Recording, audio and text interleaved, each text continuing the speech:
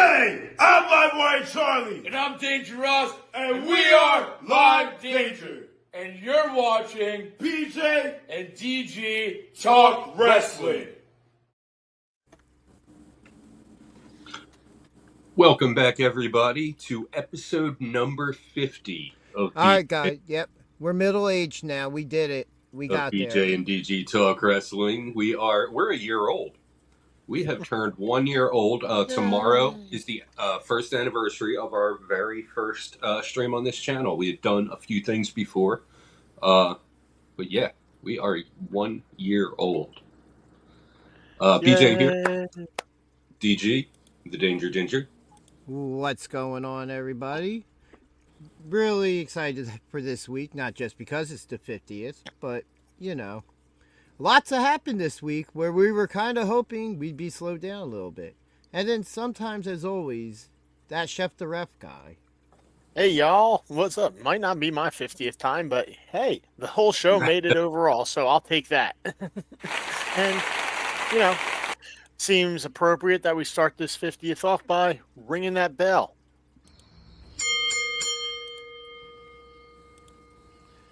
Thank you, Stephen Chambers. Thank you. Thank you. Boy, we might as well just start right where the week started, right? With Monday Night Raw and Why not? opening the Raw. It was an action-packed Raw for once. Oh, yeah. But one of the best Raws I've probably seen in 6-7 weeks. Yeah. To where it didn't feel like it dragged on for me. And Triple H kicks off the show this week. You know, talks about fans, brings out Cena after talking about him a bit. And Cena doing his usual shtick for what's his final appearance in Boston on Monday Night Raw. Mm-hmm.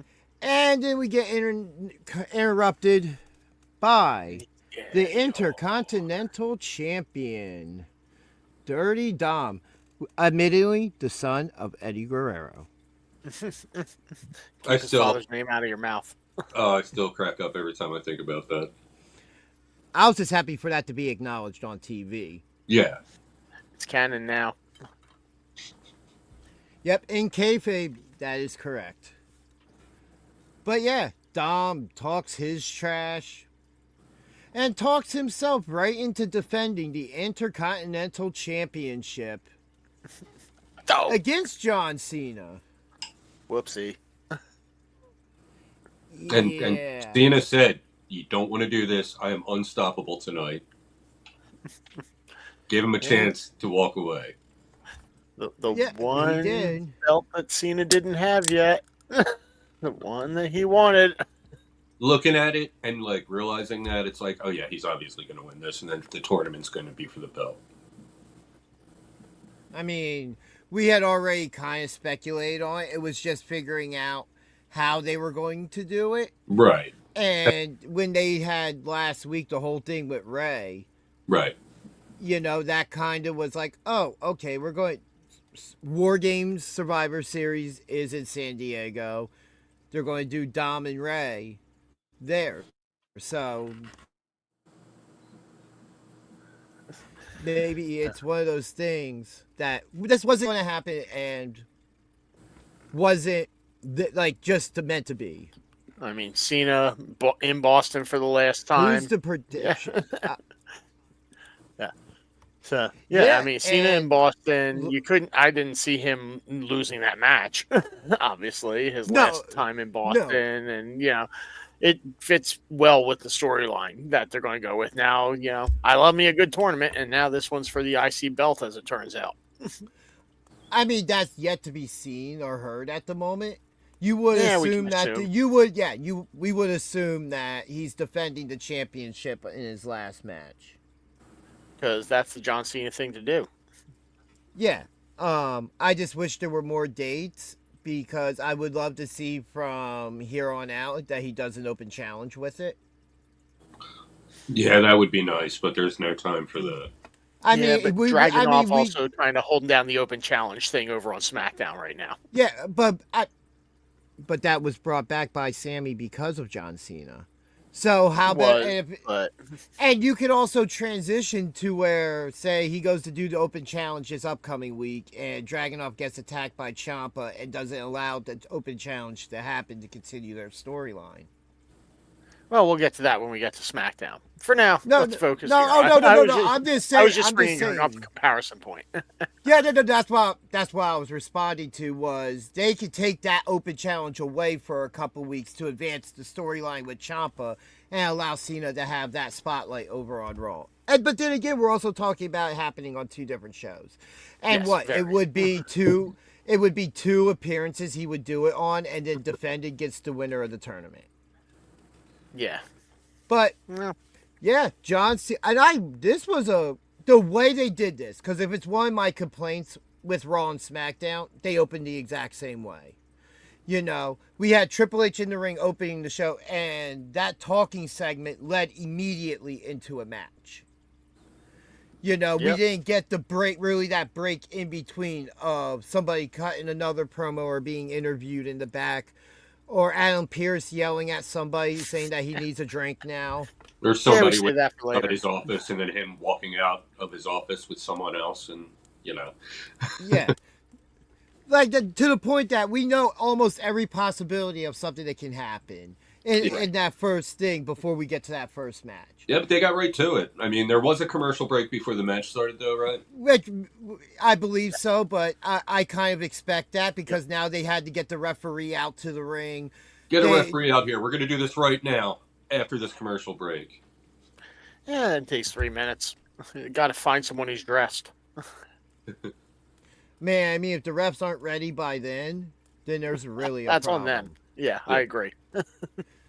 But yeah, and the match itself was great. Like, he made Dom look good in that match. Like, Dom didn't look like he was a step back comparing of who you're putting him in the ring with. You know, where we can see that the young guys sometimes, they don't look horrible, but the more experienced person has to really lead the match. And the ending of the match, that they set it up, the 619 into the frog splash, and Cena just taking the frog splash and getting up. Mm-hmm. Like, if it's anybody that we would expect something like that from, that would finish anybody else, would be John Cena. Especially in Boston as the last appearance there. Yeah. 100% Super Cena moment when it called for it. But yeah, John Cena is now a Grand Slam champion. And yeah, Dom really tried everything he could, but yeah, there was no stopping Cena. No, and I guess it kind of makes sense now, you know, but at the same time, I'll stand on the tournament really didn't need it. Just the fact that these people are getting the right to say that they might beat John Cena in his final match.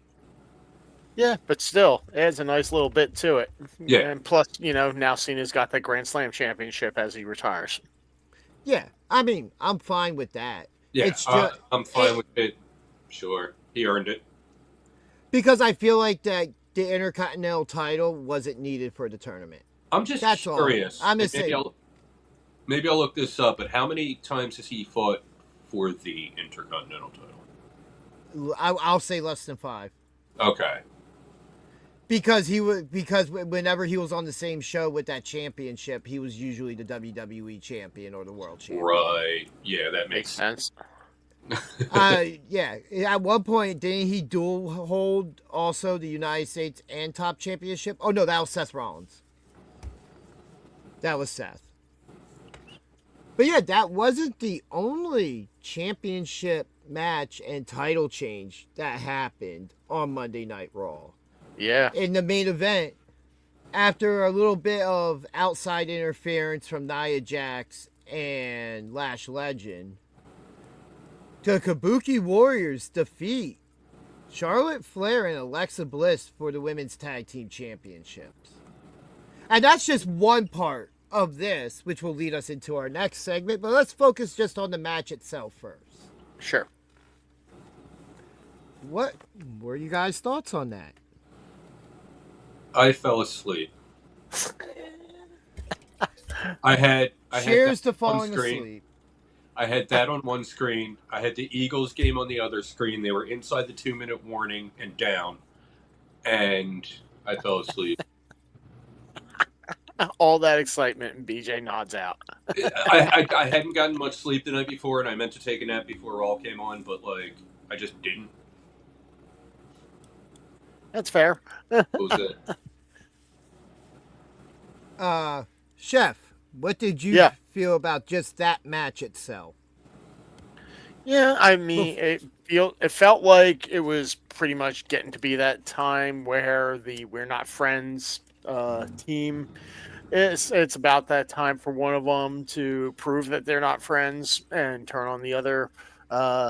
We don't necessarily get that, but there's some seeds planted that we'll talk about later on down in the week. I think Kabuki Warriors, this will further enhance Asuka's just grip on Kairi, having the tag belts together.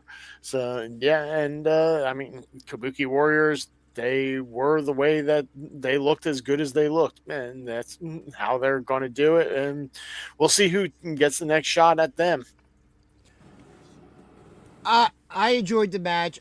I don't feel like there's seeds necessarily planted for a We're Not Friends split, not yet. But we could be seeing just the beginning stages of it, because we'll be getting more into that when we talk about what happens after the match and what happened on SmackDown, because that kind of goes all together. I thought it was a good way to end the reign of how they did it with Nia and Lash getting involved in the match, because they were on a roll. And on top of that, as I have said to both you guys, and I think I've said it here on the show as well, that Charlotte Flair teaming with Alexa has really built some faith with the fans and has really brought the fans around, because we're not seeing this heel version that was always forced.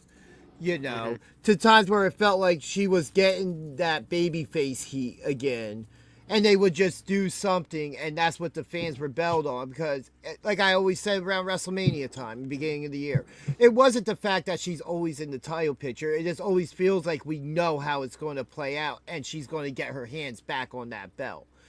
You know, just like Cena losing the title 15 years ago. You're sitting there like, all right, so in 30 days, we'll be doing this all again, and Cena's going to win the belt back. Like, that was the feud between him and Edge, and him and Randy Orton. We're swapping that belt back and forth. Yeah. You're not wrong. I was kind of looking forward, thinking that Charlotte and Alexa were the perfect candidates to have a good long reign, because that title seems like at most it might make it to 100 days before changing hands, which is great. That's a good reign. But we see some other champions where it's like they really get a hold of the belt and figure out how to keep them still. I was just kind of hoping that the stretch would go and planting the seeds of the turn and have the turn involve the championships being lost. I think it could be a little more compelling with them not having the belts together. And the turn happening then. Yeah, I mean, either way, it's just in my opinion. I think Charlotte Flair has built such goodwill with the fans. It needs to be Alexa Bliss who turns heel, because everybody's going to expect Charlotte. Yeah. Because we're going to get to the point where we see it happening, whether we remember this conversation or not. The thought's going to still pop in our head that, all right, so when's Charlotte turning? Because that's always how it happens. But now, we've been talking about it, so let's start talking about Wargames. Wargames. Yeah, I've been waiting for that. And since we're talking about the women's tag, because both Wargames matches were announced on Monday Night Raw this week. We'll talk about the women's one first. Yep. Because after the match, this just turns out into an all-out brawl, which has EO coming out to have an assist. Yeah. They eventually get the upper hand on her because of the numbers game. And then we get the returning with the mask to protect her broken nose from the tour in Japan. Again. Rhea Bloody Ripley. Yeah, that's Literally. what I said. Yeah, I said that Monday night to the missus as well. Coming out to make the save, getting on the mic as Raw goes off the air with her screaming War Games. Yeah. So, but then we get to SmackDown. Yeah, go ahead. What happened on SmackDown? Yeah, that face team might not be as cohesive as you might think. And, this is where I think the seeds have been planted. Charlotte says, no, I ain't doing this, and she walks out. I mean, you know what? The whole thing of the solidarity between them all. Charlotte's the only one who's just really like, I don't trust Rhea because of the past. But then you look at Rhea had the exact same reaction, was like, I don't trust you neither, but I'm willing to leave the past in the past because there's bigger things involved than just a petty feud between teammates. Yeah, I mean, sure, but Charlotte still don't see it that way. She's a Flair. What do you expect? No, and she even tells Alexa, hey, she's a snake in the grass. You can't trust her. But it seems like because of the solidarity, we're going to see what the baby faces on the opposite side with CM Punk, Jey Uso, Cody Rhodes, and now also Jimmy Uso at the moment. They still need one more. That team's going to be a pretty solid team when it comes down to it. Yeah, until the Usos turn heel. No, I don't. Just Jay turns heel. No. Just I don't Jay know if it'll turns happen. heel. Oh, you didn't hear that they're going to make the show back to 3 hours just so that for Jey Uso's rerun of his theme song. So I guess he's yeah. Yeah, I don't need 3 hours of SmackDown. No, I don't know. I don't know if they need Roman in War Games. No, but the last couple years, the Bloodline has heavily been featured in War Games. Bloodline members, however we want to call it at this point. Mm-hmm. It does seem they've been a bit featured more when it comes into it in some fashion. Yeah. But, hey, speaking of the men's, we know because we had the whole Logan Paul thing, too. Logan Paul has joined the, I don't know, as an official member of the stable, but he is currently teamed up with them. Yeah. I feel like they're going to turn on him as soon as he outlives his usefulness. Oh, yeah, 100%, and I'm here for it. Please do. Because he's not going to... Best way to make the Vision of babyface faction, have him turn on Logan Paul. Yeah, so... interesting stuff with the men's War Game match. We get Bronson Reed and Paul Heyman appearing on SmackDown this week. And Heyman has it in his contract as a manager that any stars he manages, he can take to any brand. So he can cross, if he wants to cross to another brand, he can bring them with him, and there's nothing that can be done. And that's anybody signed to him. So, with all that being said, Cody Rhodes becomes a part of this conversation, and him and Bronson Reed kind of get into it, and we got a WWE Championship match booked for the main event. And lo and behold, it's all but a trap, right? Oh, of course. We get Paul Logan Heyman, Paul. how could it not be a trap? Yeah, exactly. We get Logan Paul, Braun Breaker appearing, attacking Cody for the end of the match outside the ring. Bronson Reed disqualified. Cody wins. And then, we get an all-out brawl going. The Usos come out to try to make the save. And then, nice little interesting twist, Drew McIntyre, who was suspended at the end of SmackDown the week before, has apparently decided to sign with Heyman to be able to return because this clause in Heyman's contract, I guess, includes unsuspending people. Does that make sense? Yeah. Sure, Pro why not? wrestling. And McIntyre returns. And it looks like he's a member of the men's team for Wargames. So both teams at the moment, standing of what we know, each have one more spot still to fill.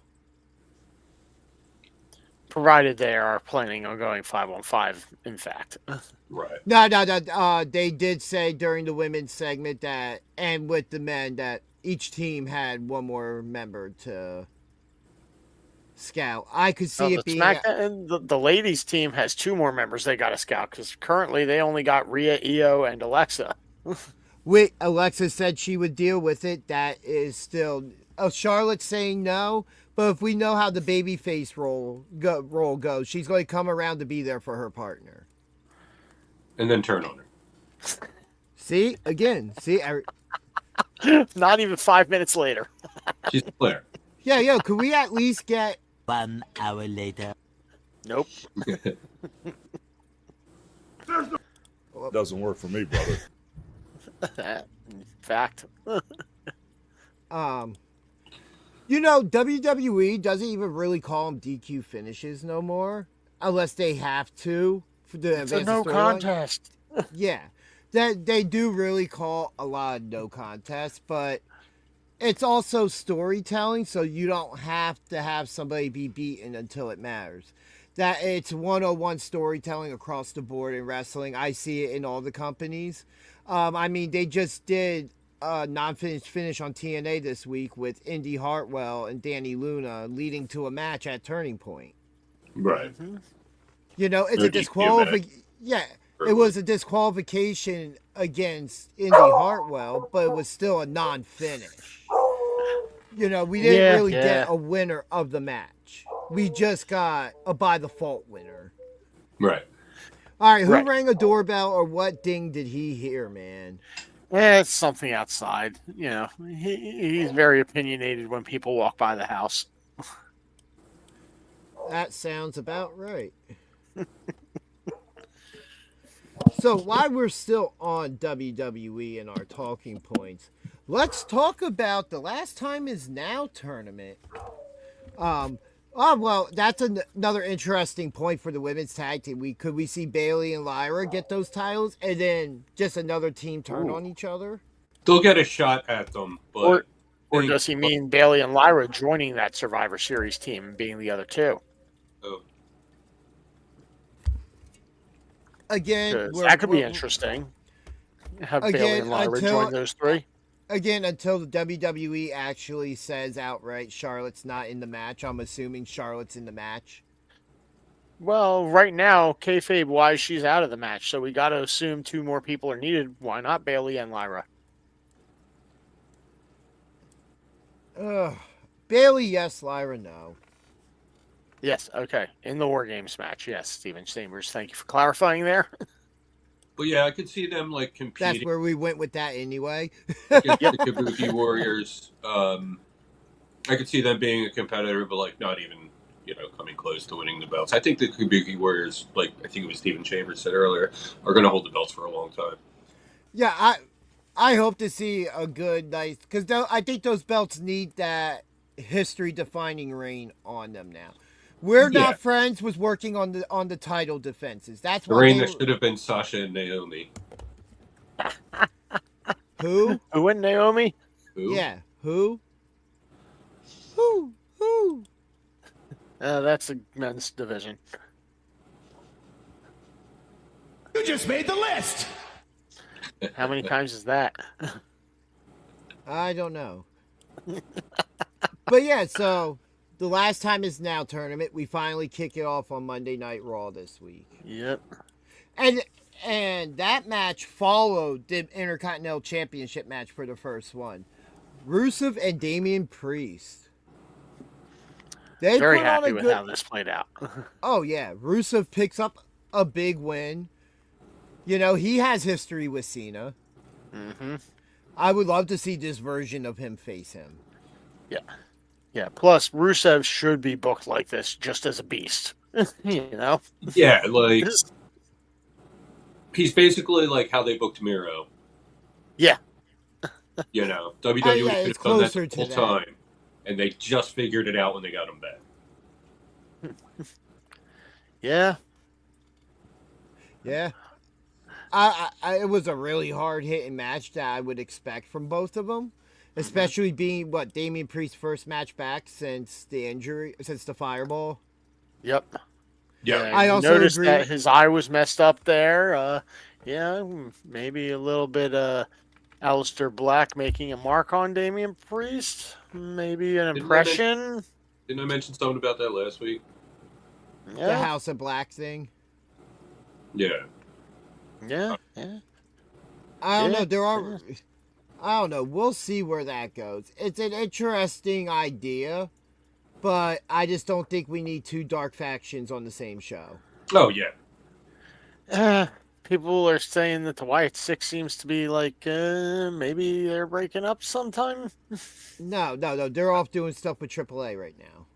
Yeah. With, Okay. with the tag team championship. And Bo Dallas was lurking in the background on SmackDown. Yes, there was a promo segment with him in the background. I could. Oh no, because I'm on. It was Solo. I do remember that. Yep. Hold on, I will tell you what segment it was because I could have swore I made note of it. Pretty sure it was Solo.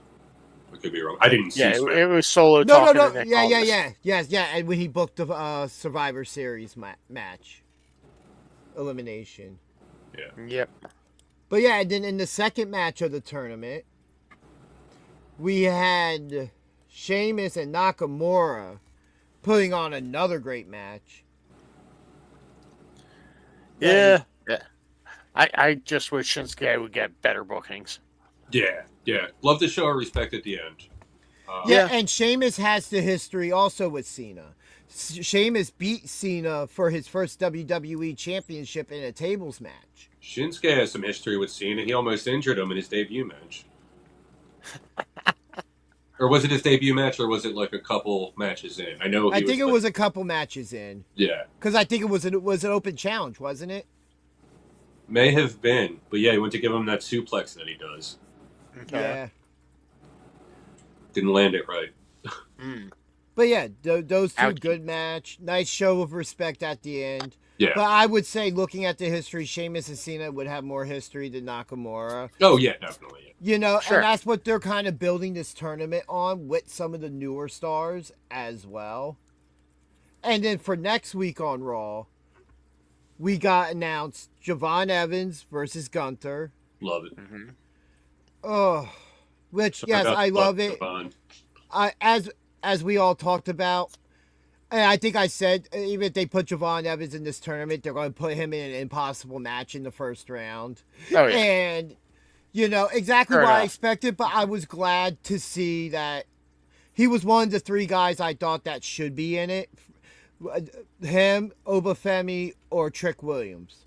I thought they were standouts, and Oba Femi would just be a good gauge of how main roster fans would respond to him.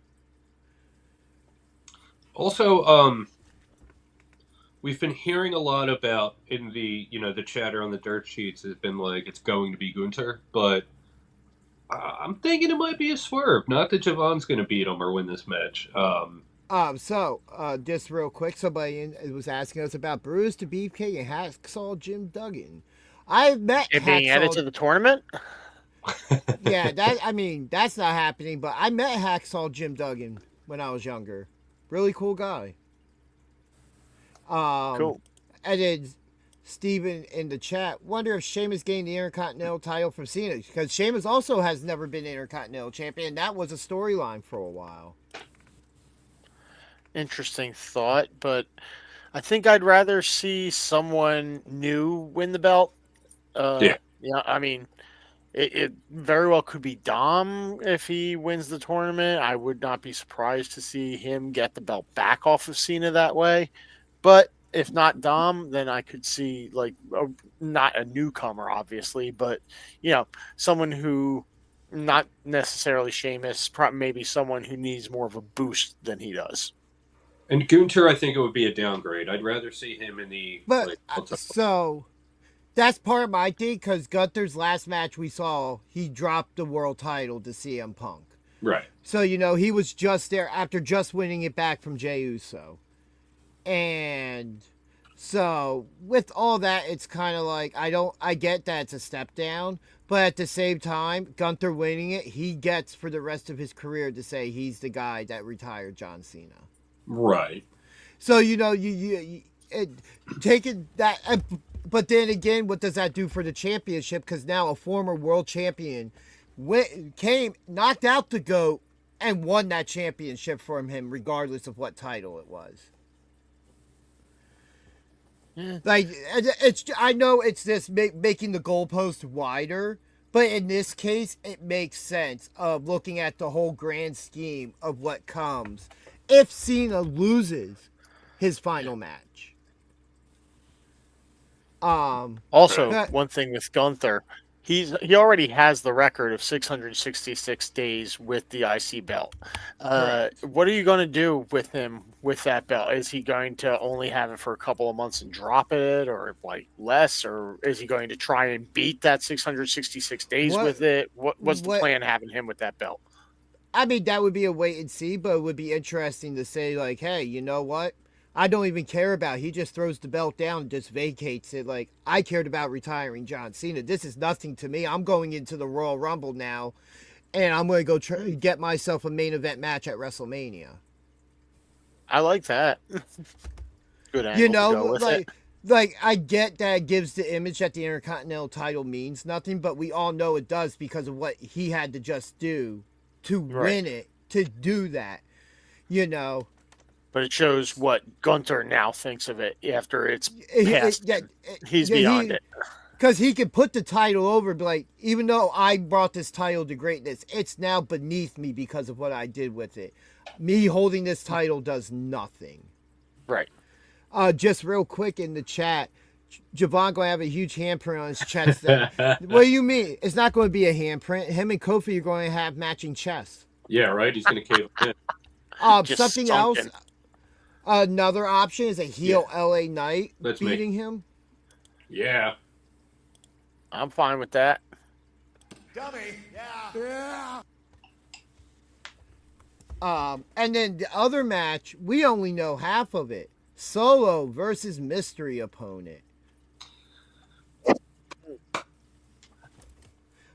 I am wearing my John Cena. My John Cena. I don't own a John Cena shirt. My Joe Hendry shirt. That's another person I would love to win this tournament. Because speaking of Joe Hendry, real quick, or Jeff Hardy, it's going to be a JH. That Joe Hendry has apparently signed with WWE now. Now, I thought I was under the impression his contract was up at the very end of this year, beginning of next year. Not now, unless it's one of those things where it's like they agreed, hey, it was an agreement. They'll just have pre-signed now that when one runs out, I guess the other kicks in. So it's just pre-negotiated. There was an arrangement made between the companies. I read about it a couple days ago, so I don't really remember it all right now. But yeah, there was some kind of arrangement made. Money. Yeah. But yeah, and then continually talking about the tournament, we had Jey Uso and The Miz on the SmackDown. I like how the tournament's just on both brands, regardless of who's on what, which is how it should be. Because you get a little bit more traction out of it. You don't have to rush the tournament to where you turn one show into, which I wouldn't have mind either, because I am a huge fan of the original way King of the Ring was done, and that was a one-night tournament. Yeah, you had people qualify. Yeah, you had people on Raw and on Raw at the time, or Saturday nights or whatever, qualifying for it. And then when you got to the King of the Ring pay-per-view, all those guys 3 rounds, one tournament, one night. Yeah. Yep. And so many great moments that came from it. I don't want to, if I sit here and start writing them down, I'll do it all day. But you also had other matches thrown in because you still had time to fill. Yeah. But yeah, Jey Uso and The Miz was a good match. Obviously, Jey Uso was winning that. I think The Miz should have won it because, again, the history there. The Miz did getting defeat screwed. John Cena. Miz defeated Cena in the main event of WrestleMania to retain the WWE Championship. Yeah. Like I Whether said, or Miz not- is getting screwed over here. Regardless of The Rock's interference in said match, which gave us something that we had never seen before, a legit challenge accepted for the next WrestleMania and a 1-year build, which I enjoyed that. And it's not a lot of Cena stuff I will say I enjoyed at certain parts of his Super Cena run. That was one of them, the year build with him and Rock, how it was just split up throughout the year. But they constantly mentioned it the entire time. Like, they did that beautifully. I wish sometimes we'd get that a bit more, but then it would lose its magic. Yeah. Yeah, year-long build is real tricky for a story like that. I mean, when you have, I challenge you in 1 year, we meet back here, this date, this time. Yeah, then you've got to remember it and keep it fresh in everyone's minds and keep adding little bits to it here and there as much as you Really can. got to plan out the promo a lot. Yeah, and the only disappointing thing with that was when we got around to the rematch that they sacrificed CM Punk's champion WWE title reign to give it to The Rock so that they could up the ante. They did it for The Rock. To a rematch, which wasn't needed. Yeah, which was because at that point you're like, all right, we all know the Rock's losing this time around and going to give it back to. They had it planned as like 2 matches. It was just how were they going to do the matches? Yep. Because how much of a fan I've always been of The Rock, I always thought that was the wrong call. CM Punk deserved it. If he's dropping the title, drop it at WrestleMania. That was the year of having the CM Punk WrestleMania main event. Oh. If you're right about your suspicion that Cena will have a match at Mania, I really hope it's The Rock. Yeah, they're 1-1. That needs to happen. You screwed me out of half of my retirement run.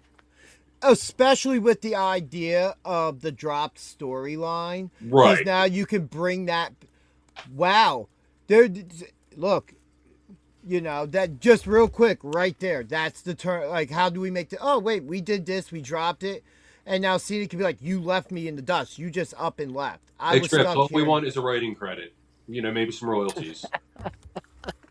Free tickets. Nah, I don't even care. I mean, rather go to an indie show. Free Netflix. Yeah. Would Stone Cold be needed as the ref, though? I think that's just putting too much into it. Or is it just a cherry on top? You know what? You just reminded me of something. I'll be right back.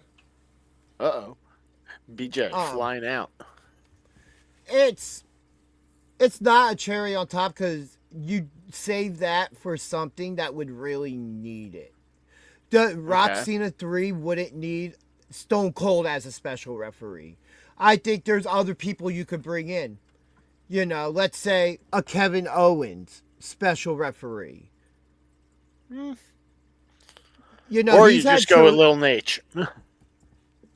I'm all for Little Nate.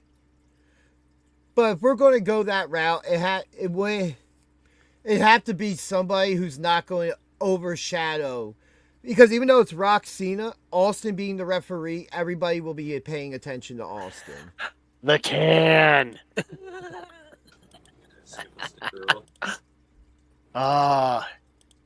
Yeah. Yes, my obsession Can. I made sure I saved this one for today. Nice. Yeah, sorry about my quick exit the other night from your stream there, BJ. Hey guys, I will be right back. Let's the return of Matt Cardona as Zack Ryder and the mystery opponent for LA Knight, and I will be back. Yeah, that was an unexpected mystery opponent there, especially since Zack Ryder was on NXT a couple weeks ago as himself, Matt Cardona.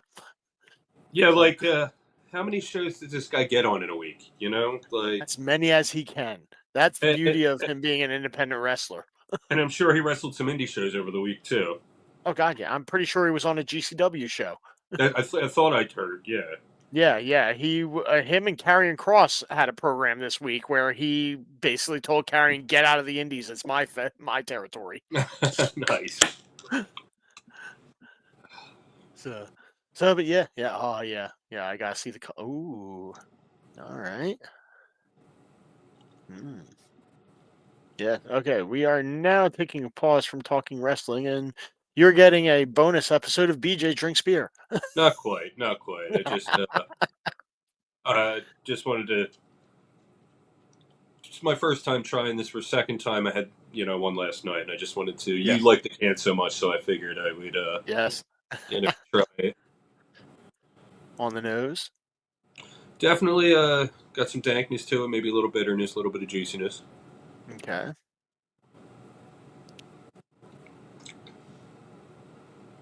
Okay. Yeah, a lot of juiciness up front. Fades into that bitterness. It's got notes of like pineapple, mango. All right. Yeah, really good stuff though. This is one I could see getting like a couple times a week. Definitely ranks higher than the s'mores sour from last night. That wasn't horrible, but it wasn't horrible. Yeah. I'm not saying it was horrible, but this one ranks above that one. Yeah, because this is something that's like it's got enough flavor to it. What ABV is this? 7. Okay. It's got enough flavor to it where it's like, oh yeah, okay, this is really keeping me interested. But at the same time, like, how do I put it? It's not something that you would get sick of after like 1 or 2. That sour, I would definitely get sick of. Yeah. Anyway, there we go. That was your bonus content from BJ Drinks Beer. There you go. And if you liked what you saw, I guess I do that over on my channel, BJ Drinks Beer. Do live streams every weekend. They're a lot of fun. Had the whole crew on from here last night. So, yeah, look for those. Yep. Good times. So, anyway, back to LA Knight versus Zack Ryder. I didn't see the match. I heard about the match.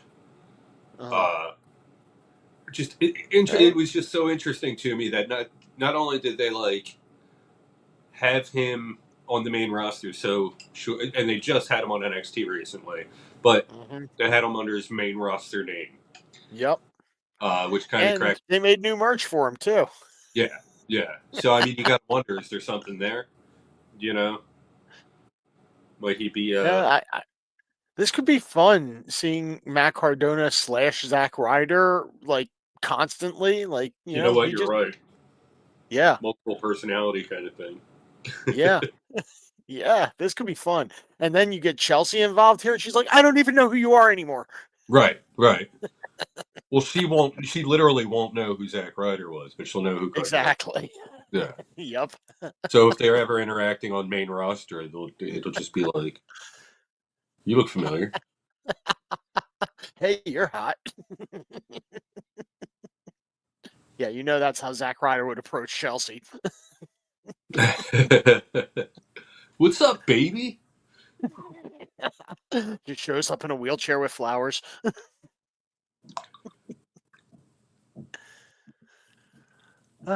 So yeah, I think this was probably more of a one-off situation as far as Zack Ryder goes, but you get new fun merch out of it that everyone can buy and just have the nostalgia factor for. Quick little cash grab. Yeah, sure. I mean, although this does also open up to bring the door to bring back Dolph Ziggler. I mean, the door is always open. Yeah, sure. But I know, like AJ Styles, I was saw this interview with him, and he was saying he would love to go over and fight Kazarian, but he said, because and he just won the belt and everything. But it's one of those things where they don't want the main roster crossing over at all, because once that starts, everybody's going to want to go back and forth. Yeah. So I don't. Let's go to Steven Chambers' comment there real quick. Oh. If you can. Cardona going to Chelsea. Who's this guy pointing at Ethan? I don't know, but when it comes to him, she's never been creamed like that before. Hey, Joe Hendry, he told us the whole story.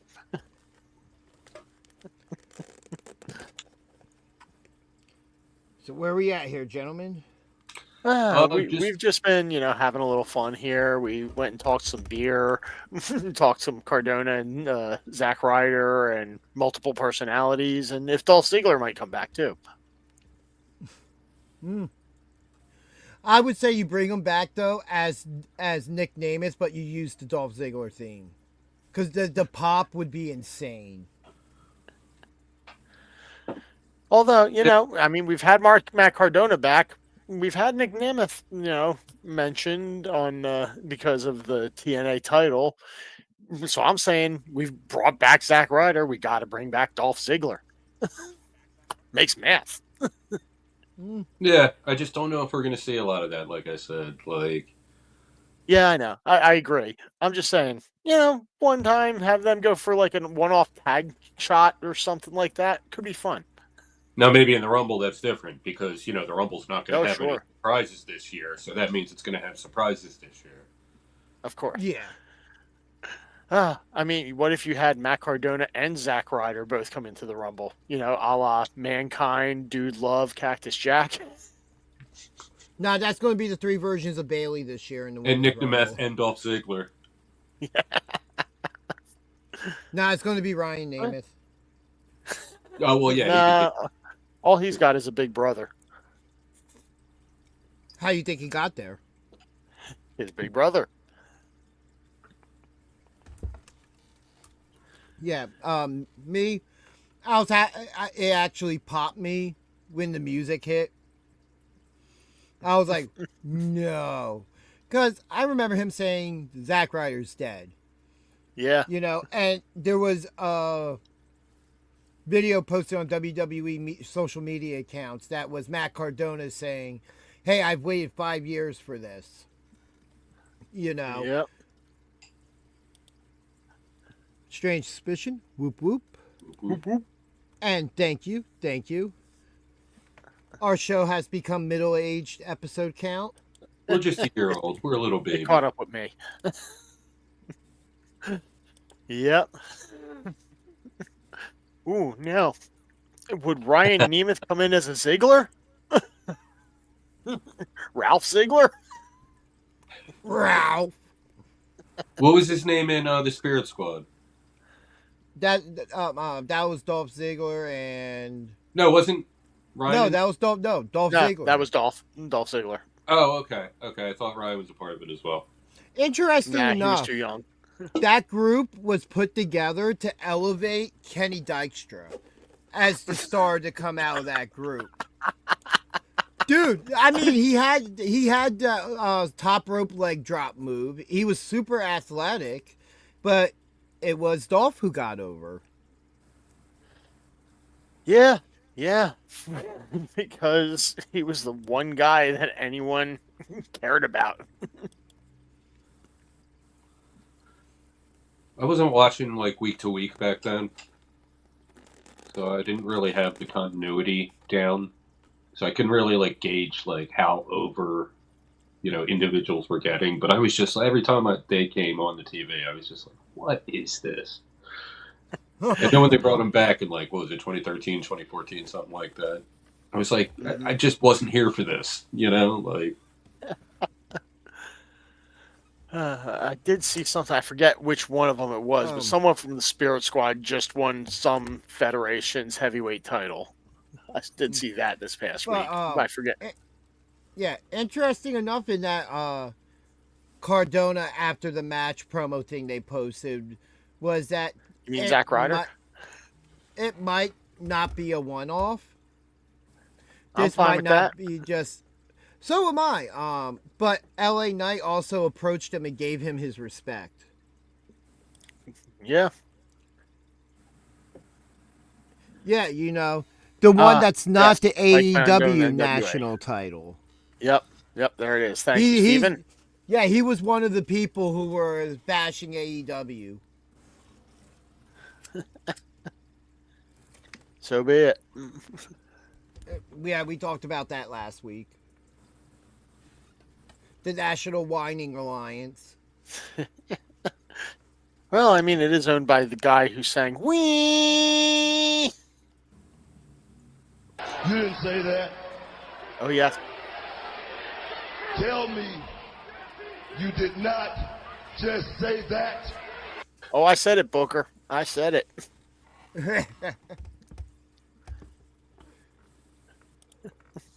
Oh, Billy Corgan, you whiny bitch. What? Man. And then we get announced for next week for SmackDown. And the last time is now tournament. Carmelo Hayes versus Bronson Reed. Which I'm assuming Bronson Reed wins. Which, boy, does that create an interesting bracket if the finals were to end up being him and Gunther. Ooh. That's a heavy-hitting match right there. Or Cena. Bronson Reed versus Gunther? Maybe. Have we seen Gunther versus Bronson Reed yet? Maybe in NXT. Maybe once on the main roster, or they encountered each other in like a battle royal type situation. Yeah. I feel like there was some occasion where they might have traded chops already. Maybe in UK. Possible too. And then I'll research that. And this is the match I think could be the match of the tournament.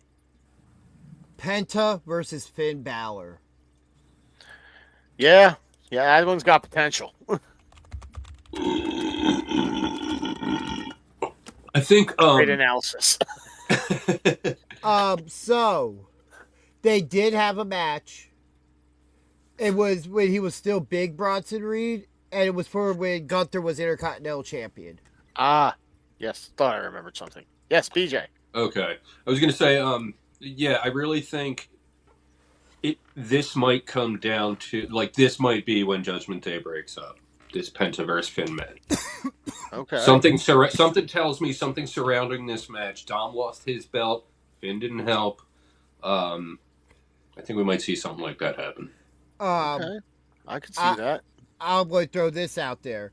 Regardless of how the match ends and who wins, somehow this leads to a Lucha Brothers versus Finn and JD match. That's how we get the Lucha Brothers coming together?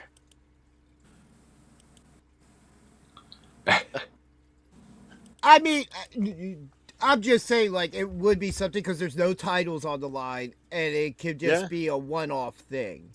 I did hear that they're looking to put the Lucha Brothers together at some point sooner than later. Yeah. They've had them both kind of featured again back in the tag team kick of things. Yeah. So it does kind of make sense. Yeah. Interesting enough, we had a classic Survivor Series elimination match booked for SmackDown this upcoming week. The MFT versus Sammy, Motor City Machine Guns, Nakamura, and somewhere's here in my notes. Ray Phoenix, as we were talking about him. That should be interesting. Yeah, 5-on-5 elimination style tag match. I do enjoy the elimination tag matches. Oh yeah. So I missed the Survivor Series matches. Yeah, very old school, very traditional feel to them. Yeah, you got that potential for a 5-on-1 at some point. Which this kind of goes against the grain of the reports we've been seeing that that TKO wants to veer away from a lot of the traditional WWE stuff that was started by Vince, which again, stupid. There's legacy behind it.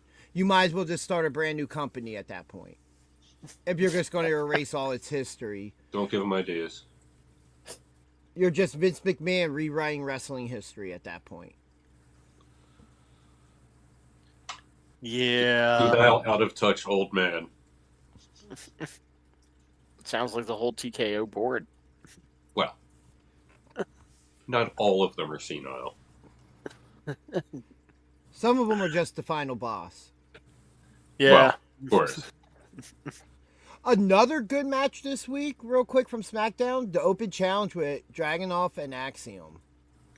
Yeah. I saw that. Well, they had the whole backstage segment with DIY and Candice LeRae back there, just facing off Aldis and Dragunov. Why this is not how open challenges work? I should be getting the open challenge. I'm the one who keeps coming out there and asking for it.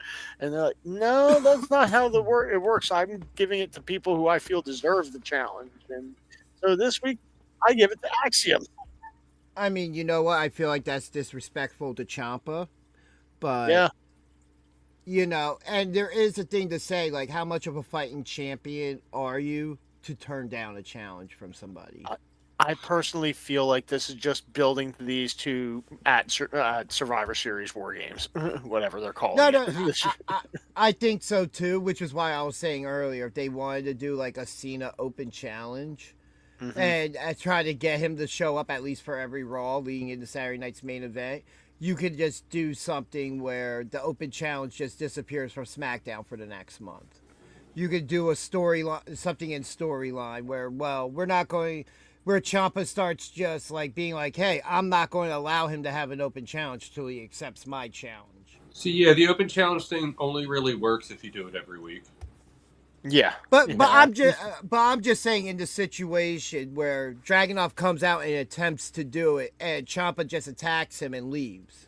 Yeah, like I'm not allowing this to happen till you give me my match, which opens up the door for Cena on the other side, so you're not doing two simultaneously. Which could then lead to Survivor Series. I would love to Survivor Series is in like a week and a half, so yeah. I would love to see Ciampa comes out and beats down Dragunov before his opponent can come out. Leaves, like security escorts him away. Dragunov gets off, but then he's like, "All right, whoever else, come on out." And Ciampa just does it again. No. And he just no. I don't need to hear. I like that idea. Like, didn't you just learn your lesson, kid? Or the person comes out and Ciampa attacks that person. Like, no. Yeah. This isn't happening. That could be the following week. Like, no, this isn't happening. Like, Ciampa, for whatever reason, then the following week's barred from the building, buys a ticket, and is in the front row when it happens. So say what you want about the accuracy of, like, this and actual how open challenges work. This has been pretty entertaining. This has been one of the best storylines on SmackDown. Yeah, and the open challenge itself is the storyline. Pretty much. You know, and even though they're doing it wrong.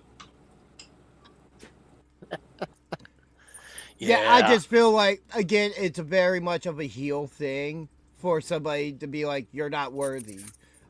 You're going to make them jump through hoops for it. Yeah, that's what some of the top heels do. Dragunov's Russian. What you going to do?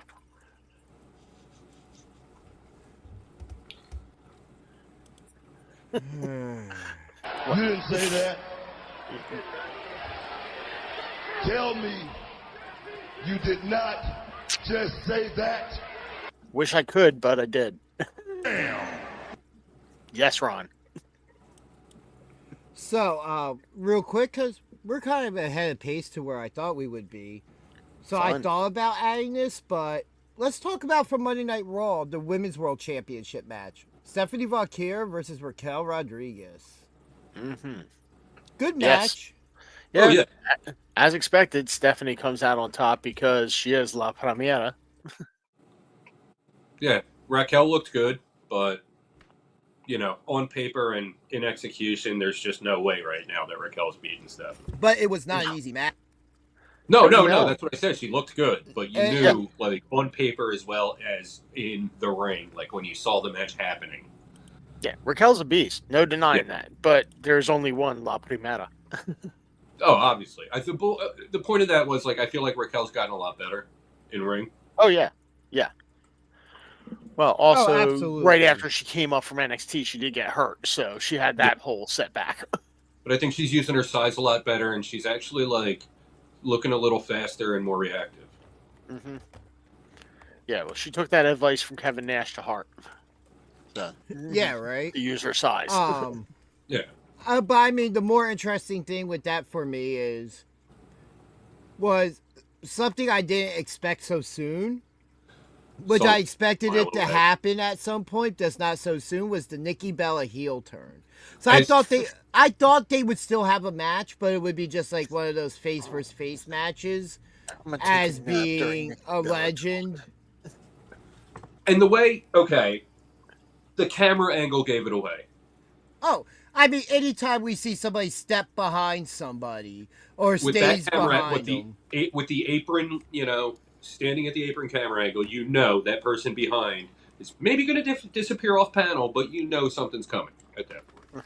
Yeah, it's either that or somebody's running in that they don't want us on TV to see them running through the crowd. They only want us to hear the reaction. Also, Nikki overacted her enthusiasm before the turn. Yeah. No. Oh, no. I agree. But I think Nikki Bellas are Bella, not good. just the character. Oh my God, you won! Oh, yeah! I just think the character and everything else for her works better as a heel than a babyface. Yeah. I mean, I love to hate her. Brie anyway. was always Like, the that's baby. natural. Yeah. Brie was always the baby face. I just don't like either one of them. Same. Was never a fan. Yeah. Like I said when AJ Lee came back, are we supposed to pretend that Nikki Bella is anywhere near her level? Well, nobody's questioning that at all. But the Bellas just happened to be at the right place at the right time to carry a That's division. the only that thing was they had. Yeah. Yeah, and in pro wrestling, timing's everything. Well, just ask Mustafa Ali. Ask John Cena. Yeah. Yeah. They had ruthless aggression. Even though it took him a little bit after that to find his footing and what to do. But without that key moment of him smacking Kurt Angle after saying ruthless aggression. Yeah, I remember watching that, and everybody that I was watching it with, we all just started laughing. Like, we were like, this is bad. But, here we are 20-some years later. Still talking about the guy. And then they had a match, and Kurt Angle made him look amazing. Yeah. Yeah. And for anybody who has never seen that match, go on YouTube, even if it's just highlights, and go watch that. It's a very green Cena, but it's one of the best examples of a veteran making the new guy look great and showing that kid's going to have a future once he figures it out. There's an alternate universe Angle's a somewhere. There's an alternate universe somewhere where Daniel Puder takes the place of John Cena, and he, at this point, has gotten all of the accolades that Cena has. But we're not in that universe. Oh, if only Peter didn't shoot. It doesn't work for me, brother. Yeah. Kurt Angle quoting Hulk Hogan there. But, I just feel like for me, if I have to watch something with Nikki Bella, I've always thought she was slightly, because of her in-ring ability. Because I like when the we're way you going, put it. if we're If going I to have talk, to. yeah. Well, if it's on the TV, I'm not stopping Netflix and having to try to time out the segment. I'm just going to sit here and look at my computer and some brain rot for 5 minutes. Good old Instagram.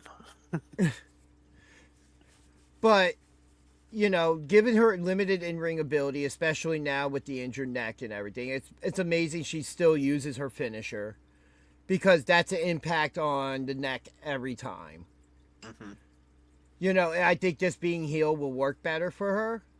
She's not constrained to just being a babyface because let's be honest, when it comes to certain things, especially when limited in the ring, it's easier being a heel than a babyface. More of the playbook opens up to you, to where the babyface playbook is pretty straightforward, regardless you of the more era. by the rules within the lines. Yeah.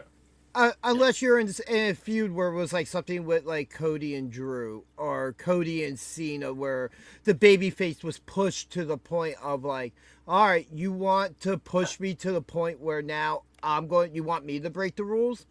All right, I stopped doing that, but all right, let's do it. Where the babyface gets pushed to the point to use heel stuff. A la Last Man Standing, John Cena versus Batista, where he duct taped Batista's legs around the ring post so he couldn't answer the count of 10. Yeah, I mean, hey, that's the type of match where that's a babyface move too. No, Bob, just say, even in a match where something like that can happen with a babyface, it doesn't mean it should. Because it means you couldn't, because to me at that time, it meant that WWE Creative couldn't come up with a way for Batista to either win or for Cena to put down Batista. And you couldn't call it a no contest. Yeah, I mean, that feels like WWE Creative in that era. Yeah. Absolutely horrible. But speaking of Last Man Standing real quick, let's talk about it. Trick Williams and Ricky Saints. Yeah. Sure, swapping over to NXT time. Yeah. And boy, did these two put on a match.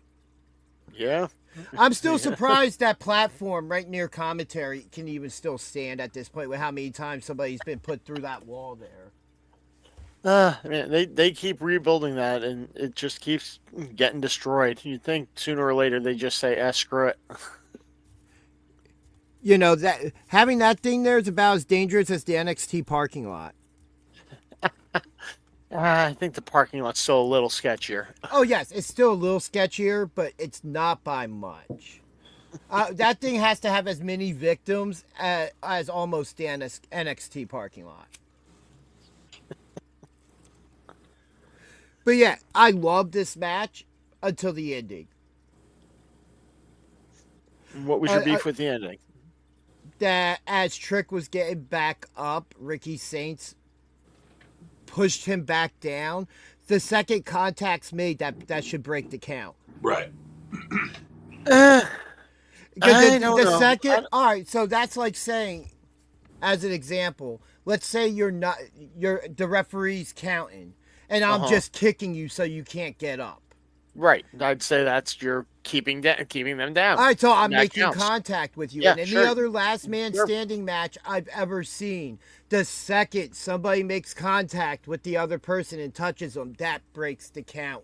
Right. But I've never seen a last man standing contest where someone's started counting and then like starts getting beaten again, and then like I've never seen that scenario personally. So what I'm thinking is like, you know what? If someone's saying count them, just keep counting, and you know you're still like just kicking them while they're down. Seems legal to me, and as that it's on that person to try and get up through your kicks. All right, so as contact breaks the count. Yeah, contact 100% breaks the count, and as it, yeah. Like, so as contact breaks the count. So as an example, I trying to think of who it was. I kind of want to say it was one of the Cena ones where he just kept getting up. Because he's been in a handful of last man standing matches in his career. And even though he's still getting up, the person will grab a steel chair and start wailing with him with it. And the second that happens, that breaks the count. So in turn, by that idea, I could just hold somebody down while I'm standing up and make sure they're on the ground and just bend over and hold them there. I would say yes. That's not in the spirit of the rules because then they're not getting up under their own power. The whole point of they the have 10 to fight count, to get to get up through that. So just like in boxing, if you knock somebody out for the 10 and they're down for the, but that's where the last man standing rule comes from. That's the idea of the 10 count. It has to be an unbroken 10 count, just like a normal count out. If you're standing and both guys are down in the ring and the referee's counting them out, the second that's also in the same spirit of the rule, they have to get back up to their feet. If I go up and push them back down, the referee should break the count. But I also understand in the situation of what they were doing and that they're on the CW time constraints, Ricky should have just never touched him. Because there's been cases where a guy stands back up, falls to his feet, and the referee calls it because the guy's getting up at 9 but never fully gets to his feet and just collapses. That's the 10 count, and that's what should have been done there. You're doing the same thing with one less action. Sure. And I feel like that's what was supposed to happen. And for whatever reason, Ricky Saints decided, I'm going to touch you, Trick. But the more important thing is, we all kind of figured Ricky Saints would retain. But we get the return. As NXT is going off the air because of time constraints and this match went too long, Oba Femi has returned. Yowie wowie. Yep. So I am looking forward to that. He wants his championship back, and he has made it clear that is what he is gunning for. Yeah, I think he's got a damn good shot at getting him back off of Ricky, too. I kind of hope not, but I wouldn't be surprised just because that builds up the monster that Oba Femi is. Unless they throw Ricky into another step match. Another stipulations match. It just can't be last man standing again. Yeah, please. I don't want to see another stipulation match right off the bat. Yeah, I wanted to have to. Yeah, just have. I don't think it needs it. Oh, yeah. I mean that's probably Oba. what it will One-on-one. be. But you know, yeah, the way they've been doing things lately, and considering they have a string of big shows coming up, it seems like that could be a match for Gold Rush Week 2. Yeah. And you're going to add something to that. It's just a matter of what it is. Like maybe it's just the only no stipulation DQ. I'd want would be a special ref, maybe. Who? But now we're opening the door for Trick Williams to insert himself into that it. Was and my cost that him. was going to be my call right there. I'm That was my done. who. I'm done with Ricky and Trick. There's no reason for that feud to continue. Ricky Saints has beaten him twice in a row and has proven that he can beat him. Yeah. Doesn't There's mean no Trick over it.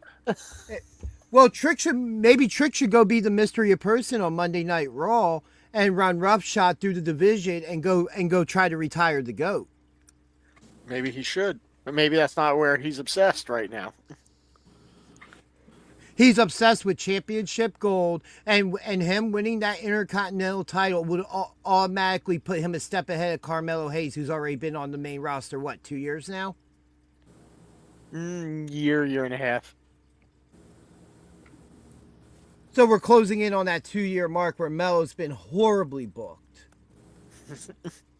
And it also puts him in puts him in the same tournament as Melo.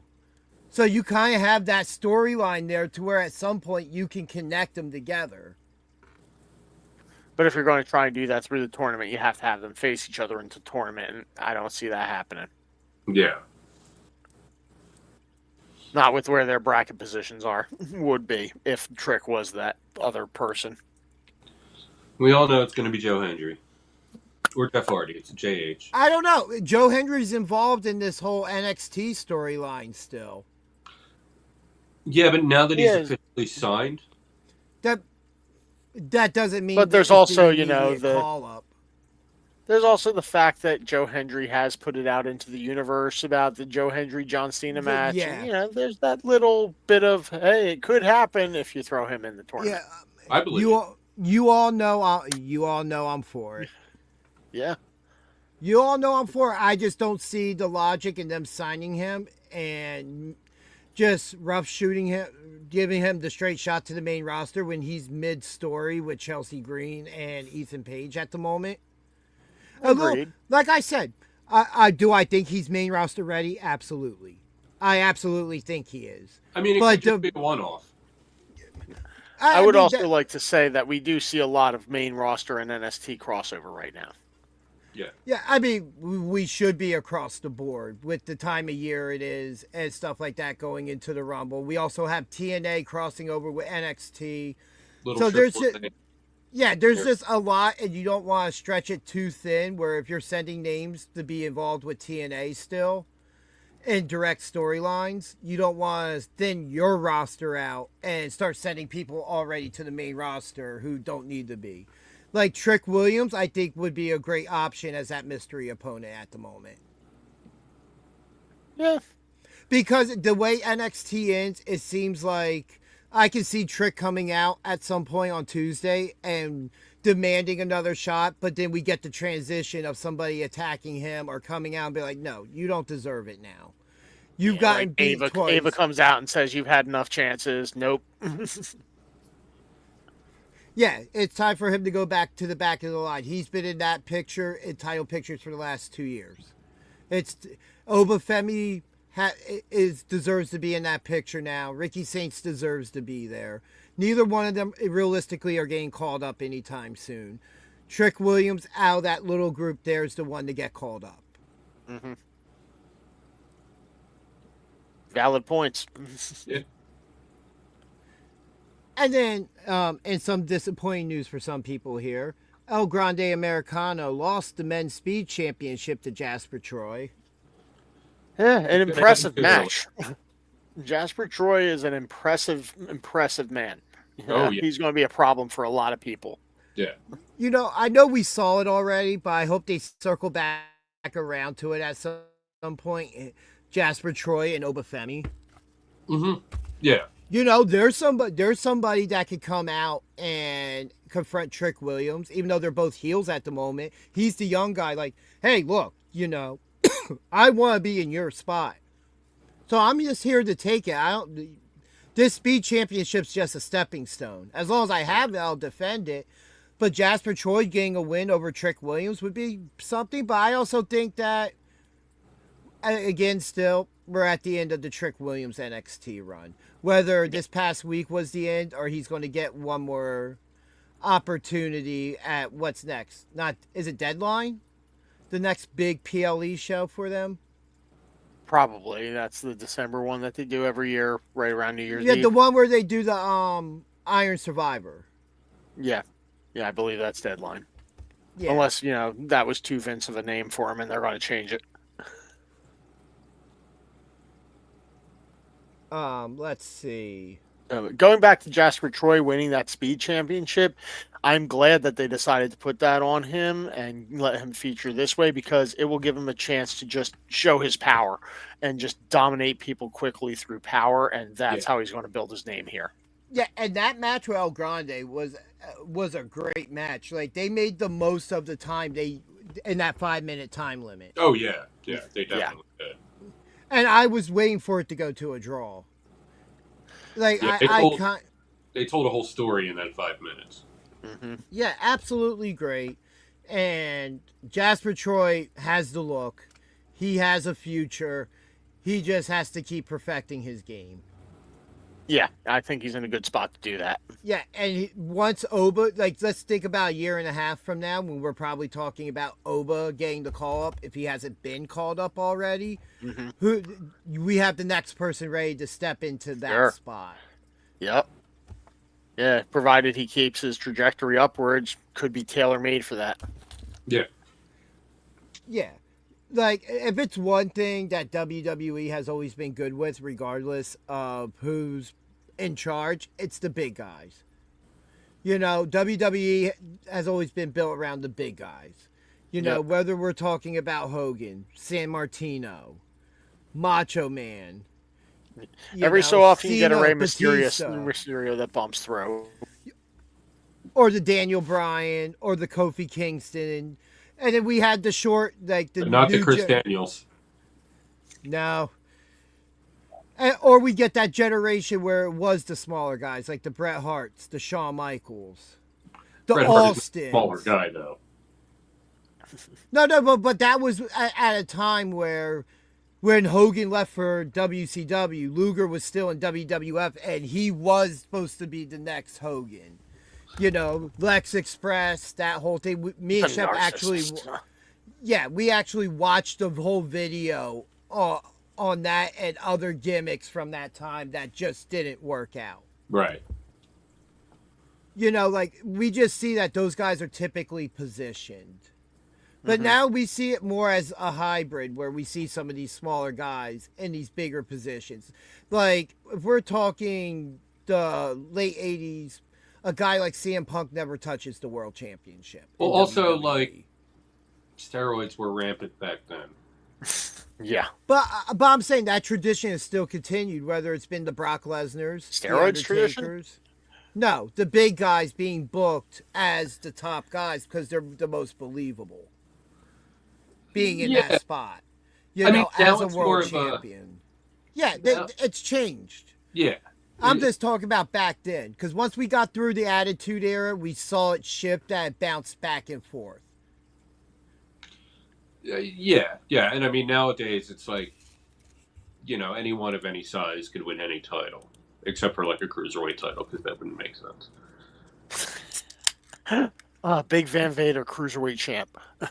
Hey, Abyss won the X Division title, and you know that's was the X Division though. Kind of more of like a cruiserweight-ish title, but then you know Samoa Joe won it, Abyss won it, so it became more of like it's not about weight limits, it's about no limits. Did Jordan Grace hold that championship? Probably. I don't know. I haven't been watching a lot in the last couple of years. I'm trying to. Not Kurt Angle. I want to say was one of those type of guys though that held it at one point too. But typically, it's like you know Zema Ion or Austin Aries or you know the smaller guys. Option C. Hey, let's not get started about that. You know, Austin Aries is like back in MLW right now, or is it? Exactly. Yeah. Get that guy out of everywhere. And he's the same fine gentleman he's always been. I'm sure he is. Get him out of everywhere. It's been super awkward. Yes. Then yes, Seth. Yeah. Get that guy out of everywhere. Want him nowhere near my Fed. But yeah. But yeah, since we are talking some TNA, let's talk about the main event of Impact this week. Because we haven't been able to talk any TNA for 3 weeks. Well, yeah, there's that Impact main event was holy crap. What just happened? Yeah, we get Mike Santana versus Ryan Nemeth for the TNA title. Completely random. I had a whole theory watching it. I'm like, somehow Ryan Nemeth's going to win. His brother's going to come out and make him lay down and just hand him the championship. Not what we got. No. So the match is going, and all of a sudden we have guys from NXT being led by Robert Stone, Lexis King, Robbie E. I think it was OTM. Yeah. Yep. OTM were there. Stacks. I saw Charlie Dempsey. Yes. And Charlie Dempsey. Yes. Yep. And we have them just come in and just run roughshod through these guys in the ring. And then after all this happens... Starting with Nick Nemeth backstage. Which we haven't even had it confirmed that it Well, that was just a masked intruder. We don't know that that's affiliated with NXT. I'm sure. Yeah. I'm 100% sure it was. I'm pretty sure. I'm pretty sure it was Brooks Jensen, but at the same time, we also know it wasn't Frankie Kazarian. Right. Because we know what Kaz did right after that invasion happened.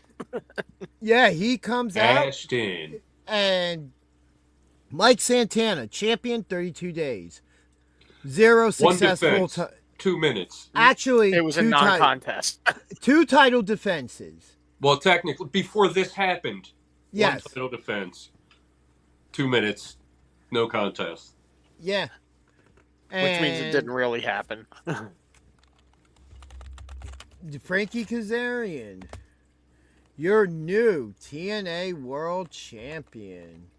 Yep. Just like that. He deserves it. He's been putting in the work for 25 years now. He deserves it. Wasn't he champion before? Yes. This is not his first run as TNA champ. Yeah, the only thing from Turning Point I didn't watch was the pre-show because I didn't have time to pop that on first.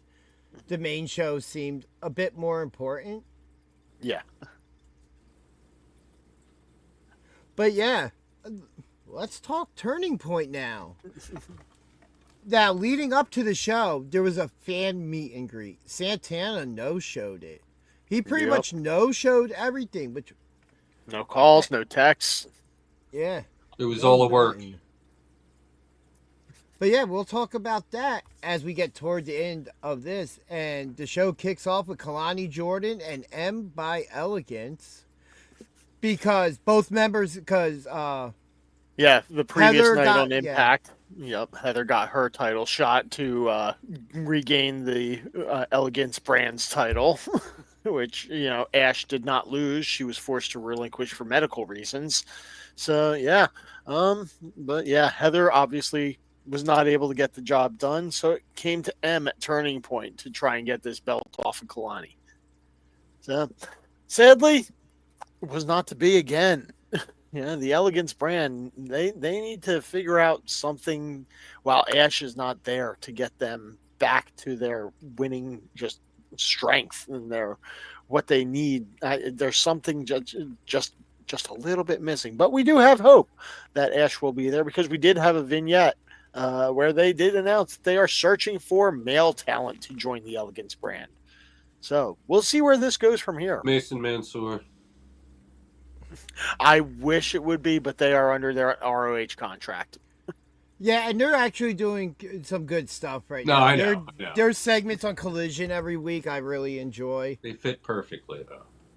Yeah, they would. Yeah. They really would, but it's not to be this time. No. But yeah, Kalani Jordan retains the championship. And now she has to defend the titles this Tuesday. Or the title this Tuesday in a triple threat against Jordan Grace and Li Ying Li. Langing Li, however you say it. Li Ying Yi. I messed that up. You did at least as well as Mackenzie does. Then the next match was AJ Francis versus, I guess, he's an internet guy, BDE. Yep, BDE. And we all know what that stands for. I was actually kind of surprised by how semi-entertaining the match was. Yeah, like there were some good. Yeah, there were some good spots in the match. The Canadian Destroyer counter out of the choke slam was one. Yep. I really enjoyed that spot. Yeah, for being an internet wrestler, BDE brought some good moves with him. I wouldn't mind seeing him. Yeah, he's not a Logan Paul in WWE, obviously, right now, but for what he is, not bad. I wouldn't mind seeing him more, see what he can develop into, maybe. Yeah. So, but did not expect him to beat AJ Francis. He came in to be featured and to allow AJ to be featured. But there were some good spots, and they kind of teased it at certain points that he could win the match. I thought. Yeah. Oh, yeah. I thought Absolutely they did a really good job with it. Mm-hmm. Yeah, especially for being a guy who just came in and, hey, we're going to put you against AJ just because. Okay, sure, let's do it. They made the most of it they could, and I think they did a good job with it. Yeah. There was nothing wrong with it. It was what it was supposed to be. Yep. Just a fun match. Something you gave the fans a championship match to kick off the show. Now we're going to give them something that has a couple fun spots in it. We're going to get our guy with no real storyline implications to it. Yeah. And then our next match, the no disqualification match between Indy Hartwell and Danny Luna, which we kind of elaborated on earlier about what happened on Impact between them. Mm-hmm. Yep, we had Indy give the heelish babyface move at the end of the match to lose it by chair shot. But that does lead into this no DQ match exactly. And yeah, it was a hell of a match between these two, quite frankly. Yeah, coming from where Indy, what we've seen from her in the past, this was a little bit more of an edge that we've gotten out of her. Yeah, I mean, granted, we never heard about her and Dexter Lumis breaking up, so, she may still be getting some advice from him. But yeah, not bad, not a bad match. I've seen a lot worse out of hardcore matches, but yeah, not bad. No, I enjoyed the match. There were some hard-hitting spots in it. I enjoyed the finish. I feel like this was something that, because they didn't do shows for 3 weeks, they kind of threw this together, and for what was pretty much a thrown together card, it was a really good show. Yeah. They had one night of build up basically. Right. Yeah. I mean, it seemed like there were a couple things that still transitioned on. Sure. You know, of just little small things from Bound from Glory and the week leading up to it. Did we mention JDC's announcement? We did not. No, I was That going was a to major get there. announcement too. Yeah, we'll get there as we. I was away for a second. That announcement was made on Impact, and it did play into yes, what that's we got why. on Turning Point. Yeah.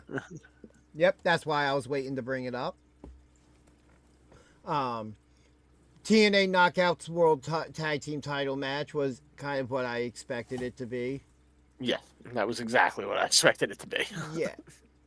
It was an okay match. The inspiration retained. Yep. Yeah, it was exactly what I expected it to be. Just, 3 tag teams of women going out there with the champions retaining their belt. Yeah. A match I really enjoyed, the 6-man tag with Cedric Alexander and the Hardys taking on Order 4. I actually enjoyed that match. Hey, Tasha Steelz coming in big for Order 4 in that match. Yeah. Respect what Tasha brings to the table. Our champion. Yes.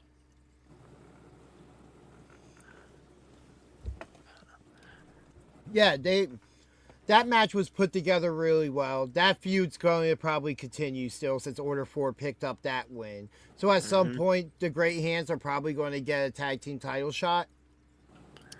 And I think they win it.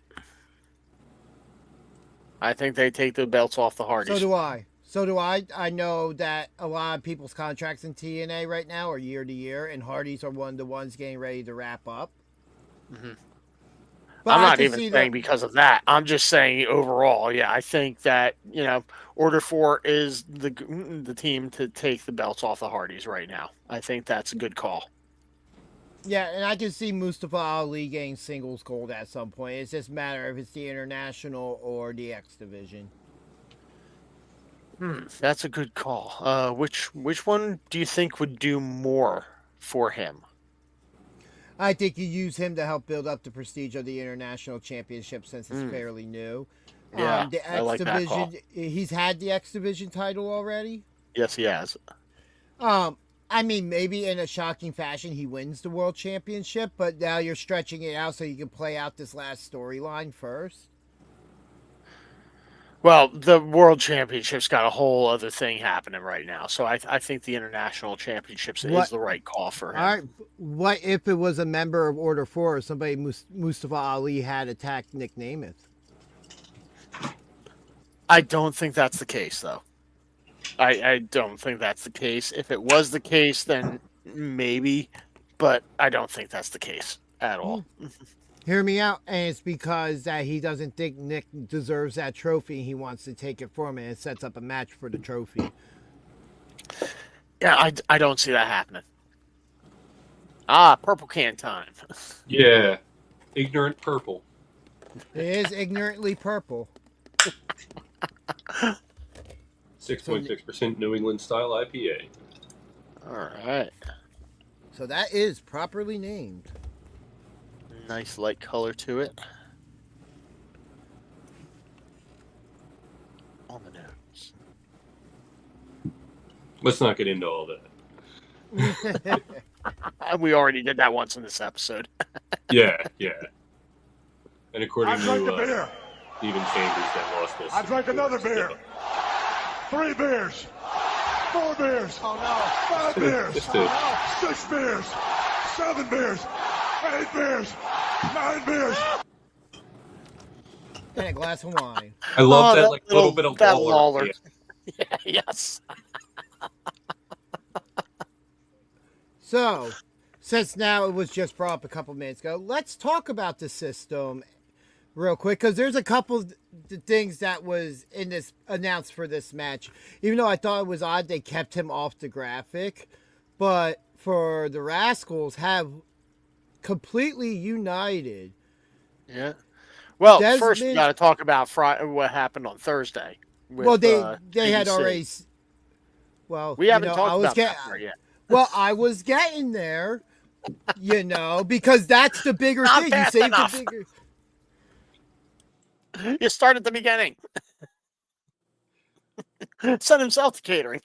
That is the beginning because it had already been announced that Desmond Xavier, formerly known as Wesley in NXT, was going to be the fourth person in the match. It was all one segment, and I figured JDC announcing his retirement was the bigger thing to save for last. No, but you got to start where it started. It started with JDC making his retirement announcement, and then the Rascals come out and say, let's make this special. You guys got 4 guys there. We know a 4th guy. And that's when you get the return of Well, then get your own show, sir. But I'm here. And also, the graphic I'm looking at, the graphic I'm looking at has the Rascals first. So my brain's going to do that first. Which still both can be brought up and spoken about.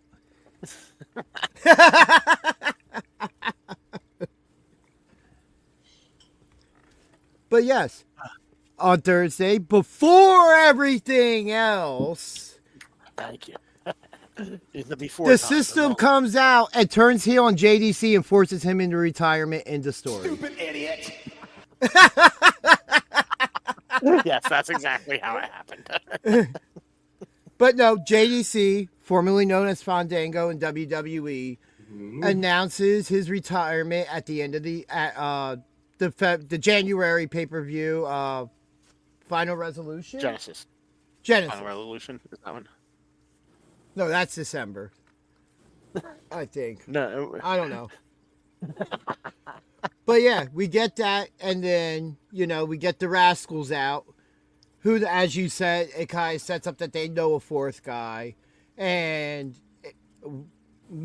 they were planting seeds about it for the last couple weeks before Bound for Glory with the release with the Treehouse segment that, hey man, there's always a spot for you here. Desley Wes Xavier. Yeah, Desmond Xavier making his return, and we have a 4-man group for the Rascals now.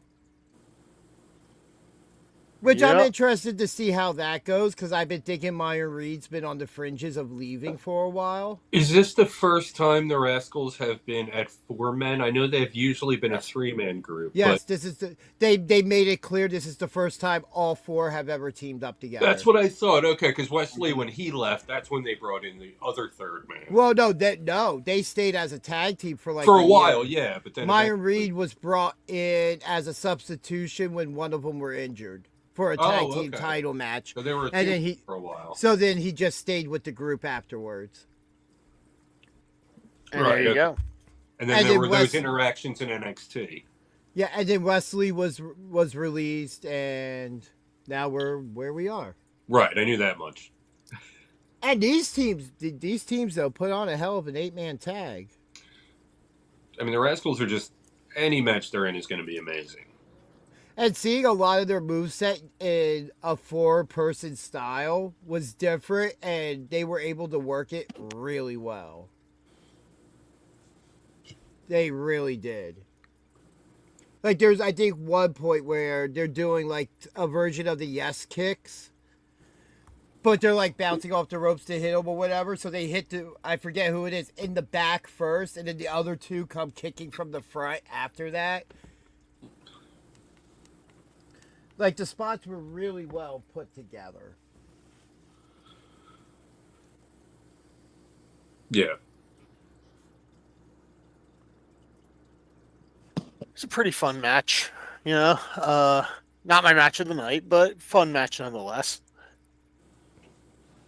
Yeah, it was what it was supposed to be. It seems like we could be on the home stretch of the system being a group.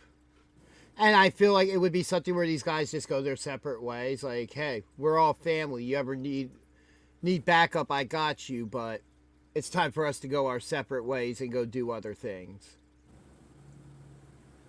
I'm just wondering, what would Brian Myers do outside of the system? Hey, we just put the edge heads back together. That's all. Or reform his tag team with Matt Cardona. The Edgeheads. Oh, that's right. Yeah, that's right. I forgot that that's what they were called. I feel like I just heard that somewhere. Dummy. Yeah.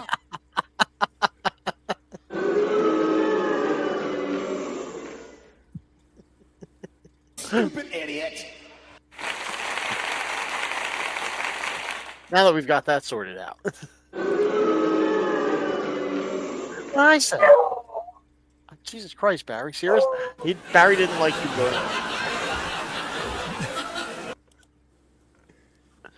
But yes, anyway, moving on. Leon Slater versus Rich Swann for the X Division Championship. I enjoyed this match. I definitely loved what they did afterwards. I didn't know his grandmother passed away. And it seemed like they surprised him with that to honor her with a graphic afterwards. Real class act by TNA to do that. I hope he knew she passed away.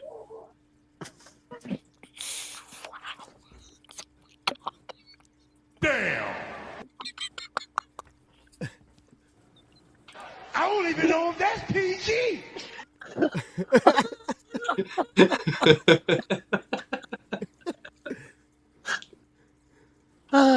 Anyway. Something tells me he knew.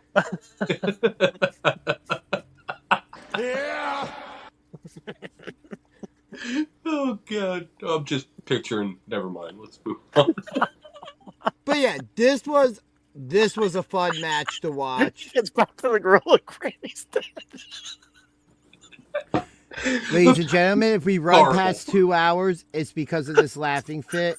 So I'll allow the laugh track to run until these guys get themselves together. I've got it together.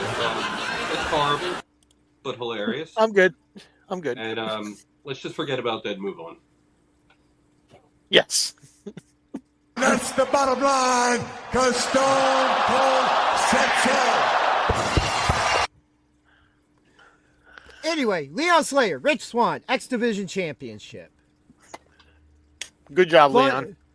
Yeah, you could probably. This is probably one of those guys that people say you could put him in the ring with a freaking broom and have a 5-star match somehow. Yeah, him versus a tent.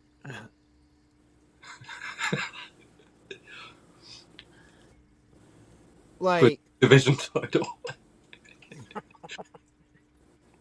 Him versus the X Division belt. Non-title match. Yeah, because what would it say if the belt won itself? Self-autonomy. But if the belt wins, does that mean the belt wears Leon Slater? Ooh, I don't want to No, the think belt about just that. walks around like, I am the X Division Championship.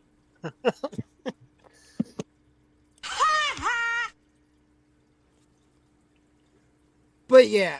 Oh, good golly. And then Leon Slater and Javon Evans are getting NXT tag team title shots against Dark State this week.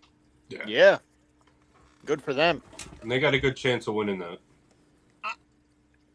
I think so too, but I also, in my head, I'm like, so then why not just let them win it from the Hardys and actually make it special?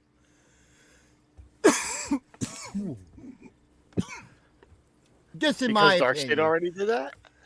But then Dark State literally has 2 paper reigns as champion, which mean absolutely nothing if they can't hold the title for more than a PLE or a pay-per-view. Good point. It downgrades those tag team championships. It does water them down at that point. Now, Because I'm not sure. because it took a team of 2 guys, one from a different company, to get together and beat them. Especially when there's 4 of them. Realistically, the Hardys should have never beaten them. Yeah, and they didn't. They did the first time when they won the titles from them. That's fair. But but then they didn't the second time. And that was because of the numbers game. So, do we think are they doing like free rules with this? Doesn't matter who defends the belts this time again. Yeah, any two of them can defend them. All right. So, do we think that which two do we think are going to be defending these belts this time? Honestly, don't know, don't care. Okay, that's fair. The Dark State, everything they do with them, it just feels like they do it to do it right now, and there's nothing really behind it. They say all the right stuff, they do the right stuff, but there's no interest in it. Well, at least we're ahead of Retribution. Right? Debatable. And that's even debatable at this point. I'm sorry. They in my head right now, they're kind of on that same level. You're not giving me enough to invest into the group. Like, okay, yeah, there are a bunch of young guys that are using the numbers game, and all they've gotten is a paper reign as tag team champion, and had to use 4 people to beat 2 old men. I don't know if Retribution was anything. I don't think they would have lost a member just because it was so stupid. Like, you know what I mean? Like, no one is going like, "Oh, Dark State, yeah."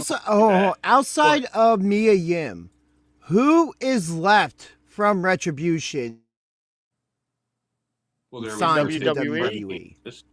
There was Mace. I think there was. He's gone. Sorry, Dio. Yeah, no. I'm asking who's left in Currently. WWE outside of Mia Yim. Yeah, currently. Oh, no one. Yeah. Okay, thank you. Yeah, but that was very short-lived and a long time ago. And this they're making even longer now than Retribution was ever. They're making all the same mistakes. I feel like. No, it's so different. No. How is anything Dark State's currently doing more interesting than anything Retribution did? Besides, they're allowed to speak. First of all, the visual aesthetic. Oh, they gave them. They took the Retribution thing and gave them the Shield's aesthetic. No, they did the Retribution thing without making it look like you gave a kindergartner permission to make your mask. I mean, the mask weren't the worst part. It was the names. Let's be completely honest. How does anybody?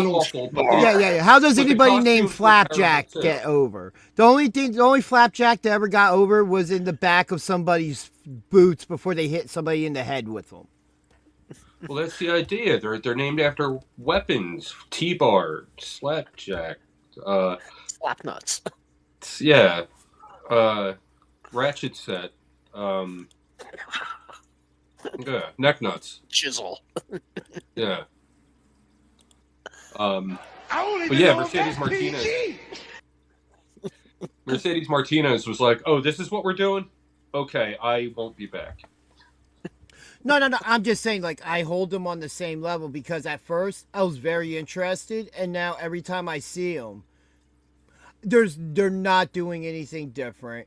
And hold on, has it ever been revealed that Mia Yim was actually a member? Yes. Did she unmask? I think I remember that happening. No. I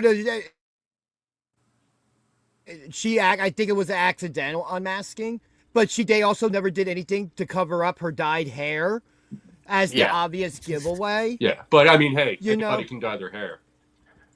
I mean, also, anybody her can eyes be El were visible Grande through the mask. No, not anybody can be El Grande. We already decided that El Grande Americano is Juan Cena. Juan Cena. That's what I said. But it's borderline to me. Like, it's not much more interesting. Like, they put tag titles on them. Fine, they lost them to the Hardys. I could do, but they're not doing. There's nothing. They go after everybody, and then they're focused on Javon Evans, the smallest guy on the damn NXT roster right now. That's who they're focused on. They're not going after somebody like Ricky Saints. They're not going after people to go get more gold. They're focused on this little skinny guy who has a tag team from another company. His partner's from another company. If I'm not mistaken, they've been around and lurking and doing their thing longer than Retribution was even a part of anything. And yet, still not. Lyra Valkyria is more interesting to me. Oh, hold on. You really want me to put it like this? In terms you'll understand, I'd rather see the Party Girls back on Raw doing absolutely nothing. That is more interesting to me than Dark State right now. Well, obviously, me too. But the point is, Retribution wasn't only uninteresting, it was awful. Dark State is uninteresting, but it's still good. The only difference in the two to me is that Dark State has been given the opportunity to actually have a microphone and get in their front of a point live across. audience. Yeah, and didn't have Mustafa Ali speaking for him. No, Ali speaking for Retribution was fine. If they were just allowed to give us the reason why he gave them the names he did. Like the interviews with him. That was the only thing that was obvious to me. Yeah, but I'm just saying, like, if Ali had the chance to cut the promo that he wanted to cut and just be able to put life into Retribution. And be like, oh, no, yeah, by the way, I was the SmackDown hacker. What was that? Look, you know what? We blame Vince McMahon for that one.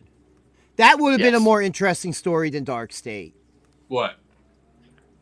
Could have been potentially. Retribution could have been a better story than Dark State, but that ball got fumbled hard. Oh yeah, and right now I feel like they're fumbling with Dark State, where at first they were interesting because they were coming out running roughshod over the entire roster. They were taking no prisoners. You're wanted not all the recognizing gold. the difference. Right now, they're not doing anything objectively awful. So they have already ahead of Retribution. But they're not doing anything objectively good. At least if they were doing something awful, there'd be something more. Retribution never did anything good. Everything about it was awful. But yet, we're not talking about a single achievement they've actually done as a group outside of Dark State winning tag team titles. I'm not talking achievements. No, but a dumpster on fire. Well, they set a dumpster on fire. Dark State has the NXT tag team titles with a paper champion reign. So hey, those are about equal in the end because they're both the drizzling shits. That's what I'm saying. Like, you know. I don't even know if that's PG.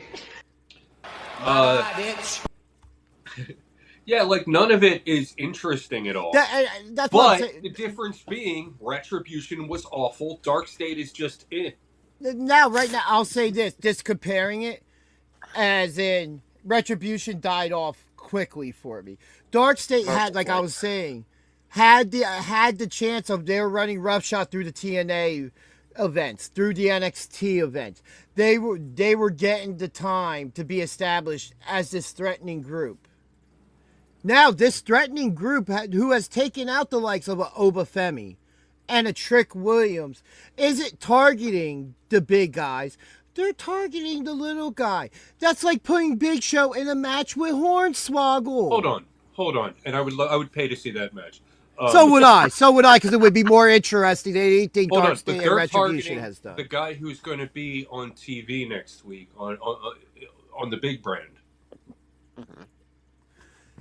And all four of them are double, if not more, his size. They are bullying the little guy in the yard. No, they're bullying the guy with, maybe as they say it, the most success right now, the most going for them.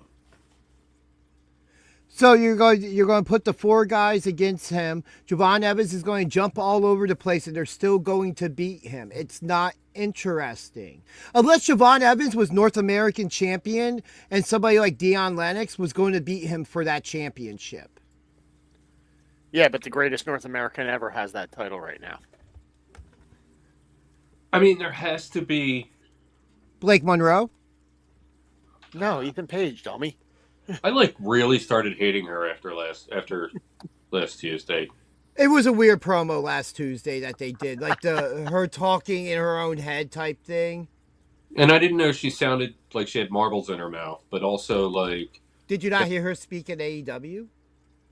I wasn't really watching a lot back then, but also like, yeah, no, I hated everything about that. Like, fine, you're doing a split personality thing, I get it. That was awful. Might be Bailey's controversial doing it better. take, but I did. You guys, we were watching it on stream, right? Yeah. Mhm. And I was like, please make this stop. It went on for like 8 minutes. It did. Yeah, it was way longer than it needed to be. But And yeah, Bailey's definitely doing the split personalities better right now. I don't even think it's split personality with Bailey. It's just personality shifts.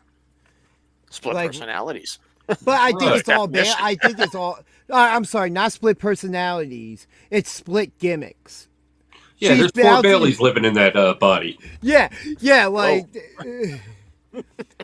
like I know it's he'll weird. mark Like like we're that. not talking about Bailey entering the Royal Rumble as Bailey now, leaving, and then coming back out as Hugger Bailey, and the inflatable guys all of a sudden appear in front of the entranceway. Holy style. Yeah. Cactus Jack style. Sorry, Mick Foley style. Yeah, we actually watched that Rumble last week. Nice. Oh, But yeah, it's let's, coming up on Rumble rewatch season.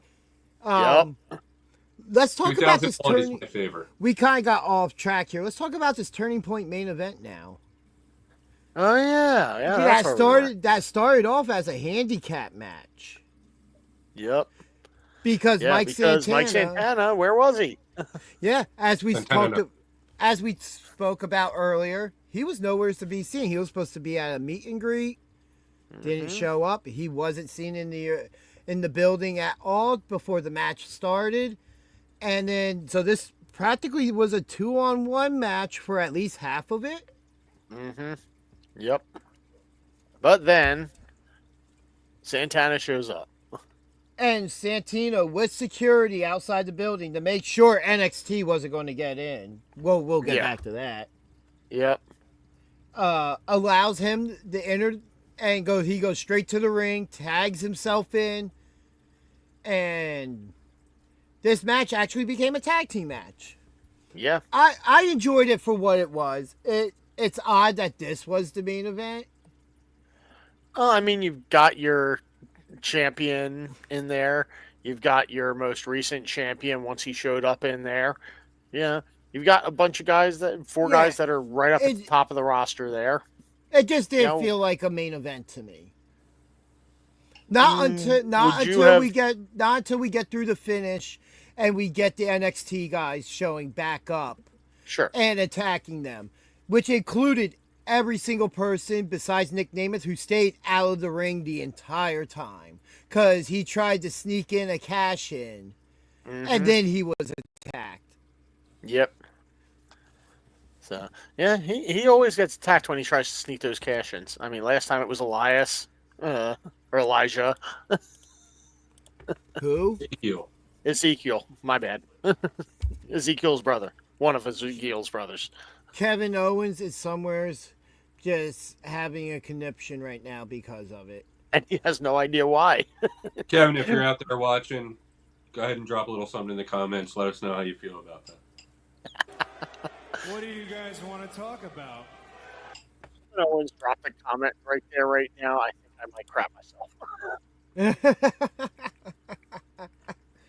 But yeah, good match. The Santana and Macklin win the match, and then we get complete chaos afterwards. This group led by Robert Stone comes in. We have Santino coming out with security to try to clear it all up.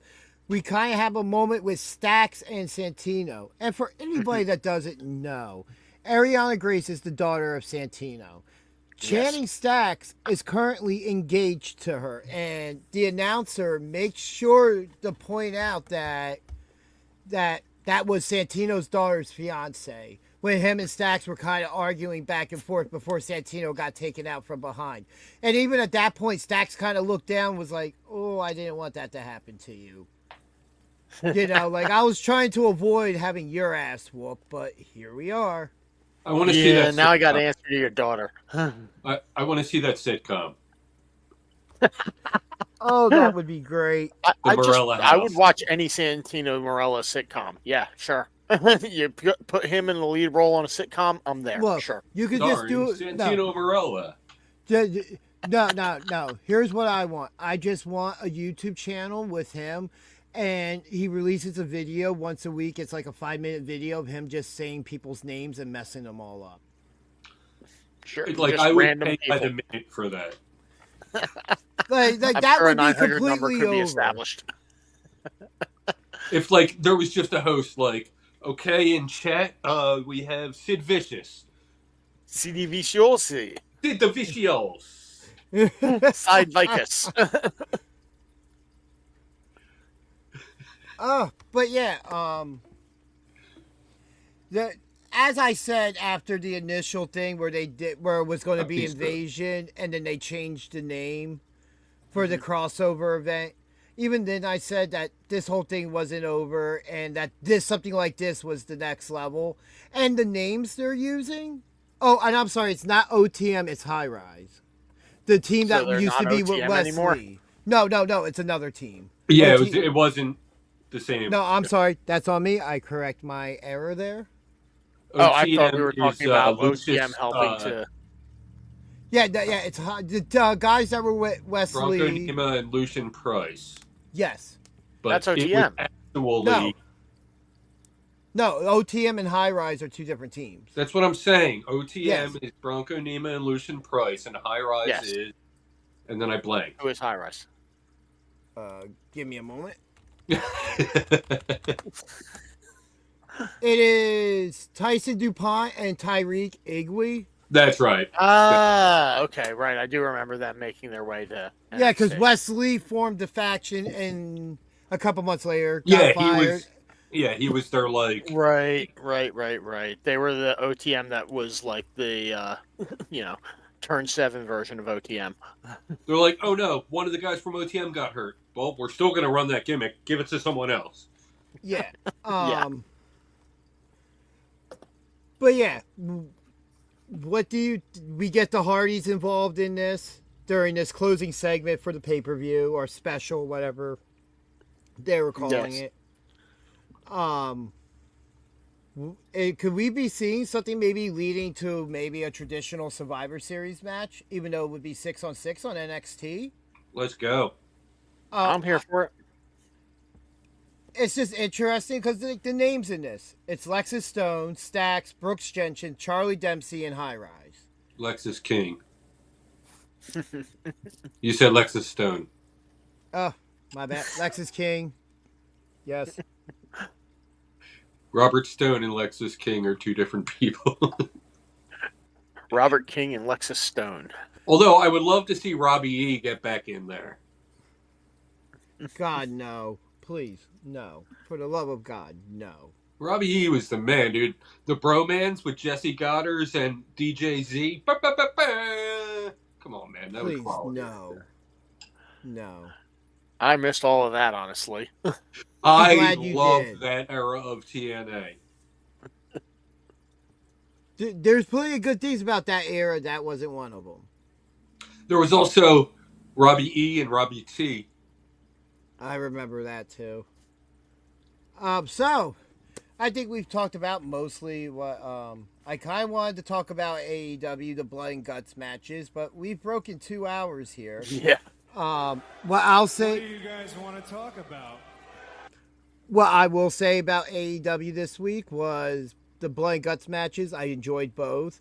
I didn't like the ending of the women's so much as I did like the ending of the men's. I think they, across the board, both matches, I get the style Wargames match. Wargames! Which is what Blood and Guts is. Wait, isn't that the guy who used to be... Never mind. He was there, then he went there, then he's back there, but... And he just did it this week! He just did that! He said the thing! Yeah, Blood and Guts, man, that's not what I want out of wrestling, and call me what you want, but, like, they took it a little too far right off the bat. And, like, there were some spots I absolutely enjoyed, man. Briscoe was absolutely amazing in the men's match. Like, oh, the storyline. I love the storyline that played out through the men's match with Briscoe being attacked. We don't know who it was. and that he didn't come out till late. And then they did that big spot with him fighting on top of the cage. And I think hitting the J Driller on Garcia or Yuta. I think it was Yuta. But yeah. What I was saying was, like, I loved everything Briscoe did. There was a lot of points I loved about it. But it was just a little too much for me. And I'm a hardcore guy, man. I grew up with ECW, you know what I mean? But, like, I don't want that in my wrestling. Like, I don't want it to be taken to that level. I mean, AEW, we know, goes overkill when it comes to that style of match at times. Right, right. There were certain spots. Like, I feel like a lot of the big weapon spots in the men's match made a lot more sense as the women going out there and trying to create multiple... Which I like the women's blood and gut match. Don't get me wrong. I just didn't like the finish. They were both great, but, like, I was watching, like... I was physically feeling weak watching them. And I don't want that out of wrestling. I mean, I feel like I've seen worse in AEW, and when absolutely. Stadium matches, anything Darby Allin does, anything Jon Moxley does, yeah. It's just that this style of match should have a certain level of violence to it, given the history of it, and I felt like in both matches, we kind of saw that history play itself as how previous versions of this match, be it Wargames in WWE, who doesn't really lean toward the traditional way that they're done, as compared to that how WCW did them. We saw Toni Storm give up because of what the other women were doing to Mina, right, to save her friend. We've seen that in WCW with Flair, and then the NWO still bashed his head in with the steel cage door. Right, right. You know, like, I like the story that was told in both matches. They told an absolutely amazing story. You know, my thing was just more or less the finishes. You know, I thought the women's, being the first one, should have had a more standing tall finish than one that's like, she didn't quit because she was beaten. She quit because she couldn't save her friend. Yeah. Well, I mean... It's a callback a little bit to, like, something we were talking about with, like, Cole versus Mox, or Cole. O'Reilly versus Mox. Yeah. Where did I get Cole? Where, like, we thought, like, Renee might get dragged into it, literally. Mox and Paige. Mox and Paige. Mox and Allen, whatever. She's been involved in both. No, it was the Adam Page I was talking about. We speculated on our show that, like, you know, she might get involved. It didn't go that way, but, like, you know. And then she didn't get involved with the Allen stuff neither, which would have made even more sense at that point. At that point, yeah. But just the general idea, there were a couple spots that I agree with you. I was like, the spot with Darby Allin on the stage and the belt pulling him up to the top of the entranceway to put him through the flaming table. I really did. I was kind of like, ooh, yeah, that wasn't a good idea to show on TV. Also don't like the idea that both Wargames matches ate up the majority of the show. Right. Like, Wargames? No, Blood and Guts. Wargames. War Guts. Dummy. Yeah. Blood and Games. That's something else. War Blood. But no, it's like, I get both matches needed time, but if you're going to do this, I like the fact that it's on free TV. It is something different to put a match of that quality and what you're going to do and be able to put that on TV. But if you're going to do two now, how much I hate to say it, it should become a pay-per-view match now. Yeah. I mean, the men's was over an hour long, and the women's was probably just under an hour, if I'm not mistaken. Yeah, because you had Adam Page and Will Hobbs Pinfalls Count Anywhere's match. And you had in between them. A 2-hour show plus, like, a little bit of lead. They went 2.5. They had a schedule for 2.5 hours. Oh, it was scheduled for that extra half hour. So there's an extra half hour for what? Well, hey, it's not missing. That extra half hour is not missing this time.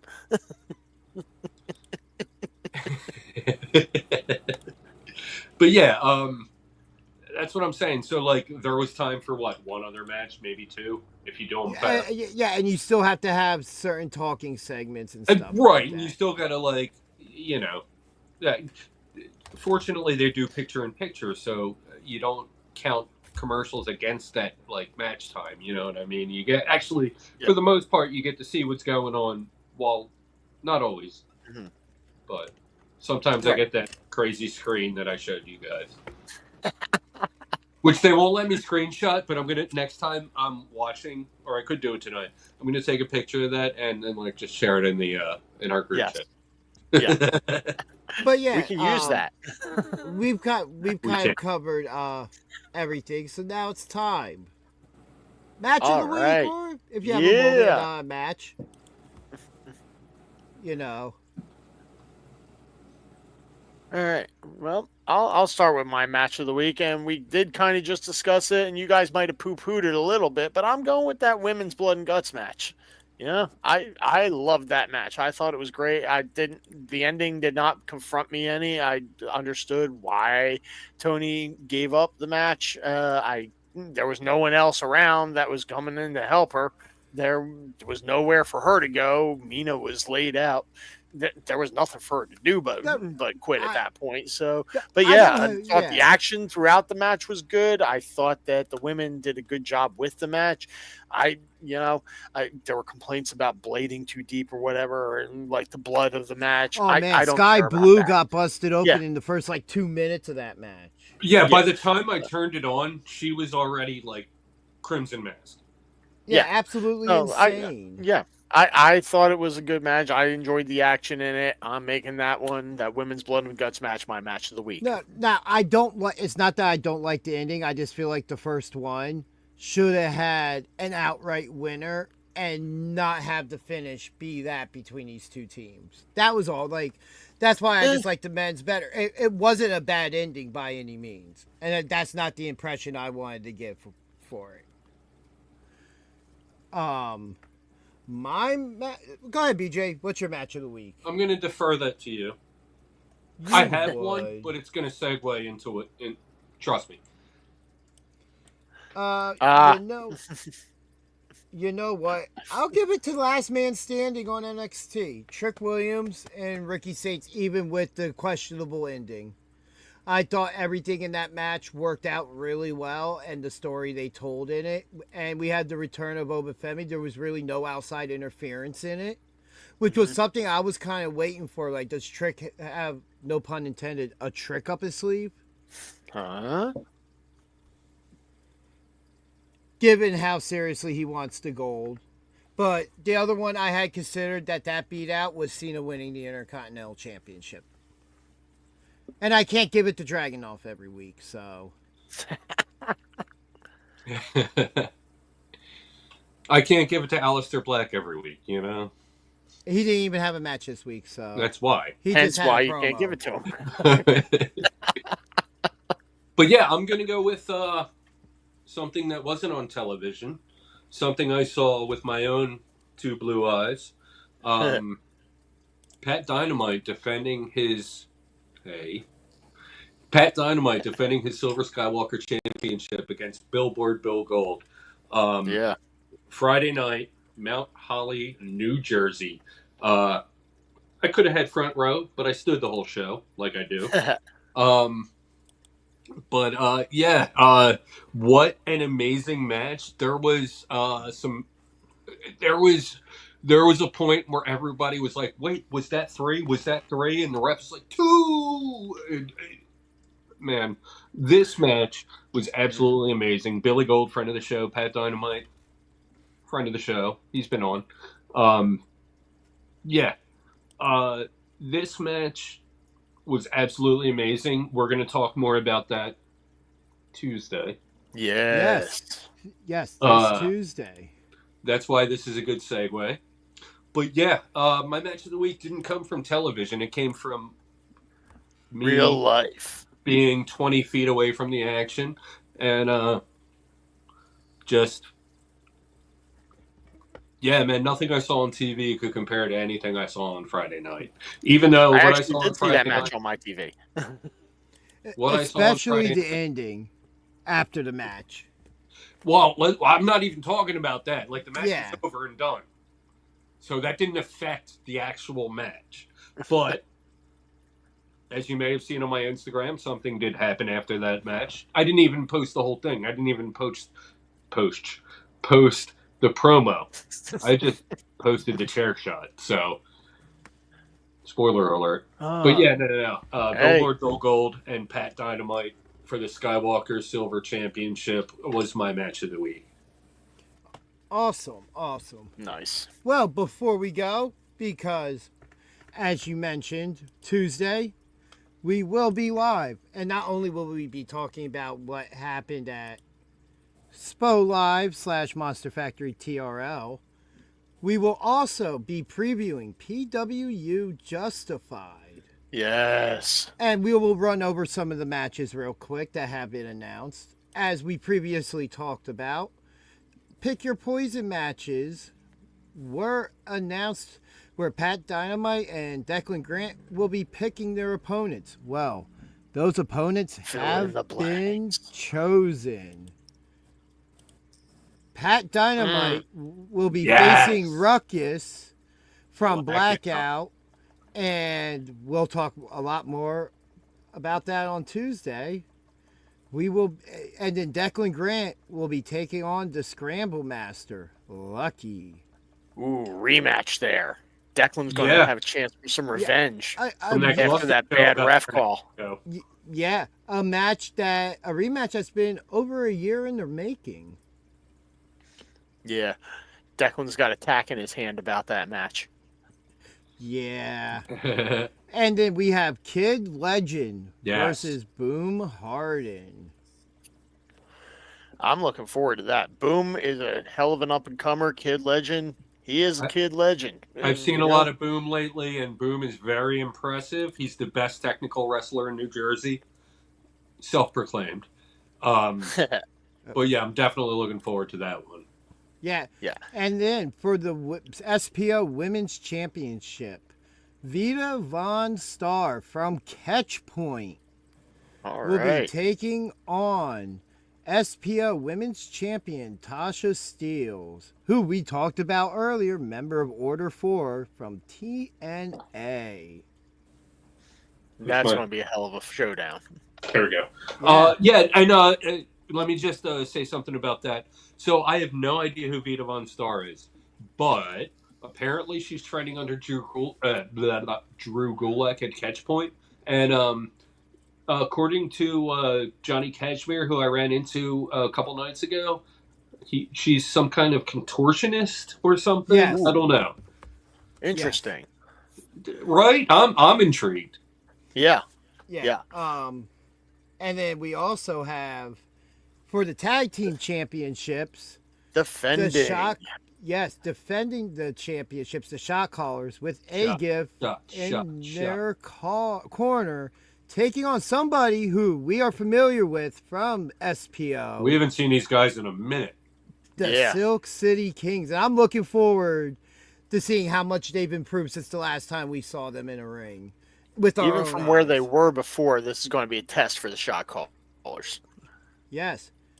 And then main event for the PWU Championship. Justified, JP Grayson defending against the man he beat for that championship, Rick Blade, Johnny Cashmere, and Joey Janela in a fatal 4-way. Wow. Bad boy Joey Janela coming to Mount Holly. And all this is happening at the Pro Wrestling Star Academy at 22 King Street in Mount Holly, New Jersey. 6 days from now. Go to pwunplug.com. Exactly to get your tickets now. Exactly 6 days from now, we'll be in the building and finding our seat for this event. And when you go to get your tickets, don't forget to use promo code GINGER, GINGER, GER and save yourself some money. The most dangerous code on the internet. That's right. Yeah, you'll save some money, but what will it cost you? Your soul. And then let's not forget. Boofa! Yeah, who will have Todd Rod with him as well. Nice. Oh, yeah. You know. Hold on. Pull up that Santa Kringle. Oh, yes. Santa Kringle will be there as well. And you'll be able to have photos with him. A Hall of Fame Santa. Santa Kringle's the absolute man. And keep in mind, I say this every time he's mentioned, he can go. Wouldn't be surprised to see him in some action. Neither would We have seen that before.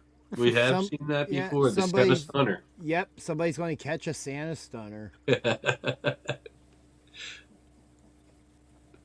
But, do we have anything else this week to talk about? I'm still on that Santa Stunner thing. I'm picturing him like handing him a glass of eggnog. I mean, would you like to picture this instead? Now JP Grayson taking down Alex with a, oh, don't tell me.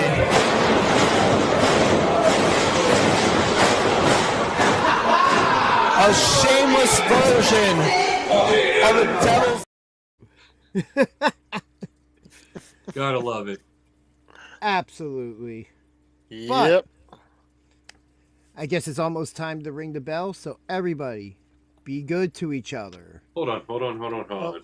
Oh, we're not closing out yet. Okay. This is a big episode. This is an anniversary episode. This is number 50. This is 1 year. I'm not going to get into how that works out. But, yeah, man, I just wanted to say to anyone who's clicked on us for a second and stuck around and been like, okay, whatever, and clicked off, thank you. To anyone who has been with us from the beginning and supporting us, thank you. That beginning shot. Oh, my God. So, I'm going to play just a clip real quick. Just thank you, everybody. Yes, 50 episodes. Pretty big deal. Hopefully we're still here for another 50. It's been fun. Love doing this. There's nothing I'd rather be doing than talking wrestling, in all honesty. Besides watching the Broncos and Chiefs be tied at the moment. Hey, we got an hour before the Eagles game, so I'm good. 1 hour later. But yes, it's been a hell of a ride. Yeah. Thank you so much, everybody. We are not done yet by any means. There is more content being planned to come in the future. We're just getting started. Yeah. But yeah, I'm going to play this clip from a very early episode where we were talking about Bray Wyatt. So here we go. So I think that leaves a whole... I'm not even thumbs upping. How'd that happen? That was Bray Wyatt. Apparently he liked it. Oh, yo, what just happened, yo? We got a little haunted there. Oh, Bray. Yeah, A little bit. But yes, again, everybody, catch us Tuesday, 6 p.m., as we'll be talking about SPO Live / Monster Factory TRL, and also previewing and giving our predictions for PWU Justified. 1, 2, 3. Ring that bell. Get out of here. Everybody, be good to each other, do some good in the world, and we will see you Tuesday. And then here next Sunday at 5 p.m. for another episode of BJ and DG Talk Wrestling. Everybody watching, I'm going to need you to visit www.freakkings.com. Check out all the merch. And before you do that, I'm going to need you to check out BJDG YouTube and Instagram. And while you're doing that, you won't have to remember the name, because you'll remember the face.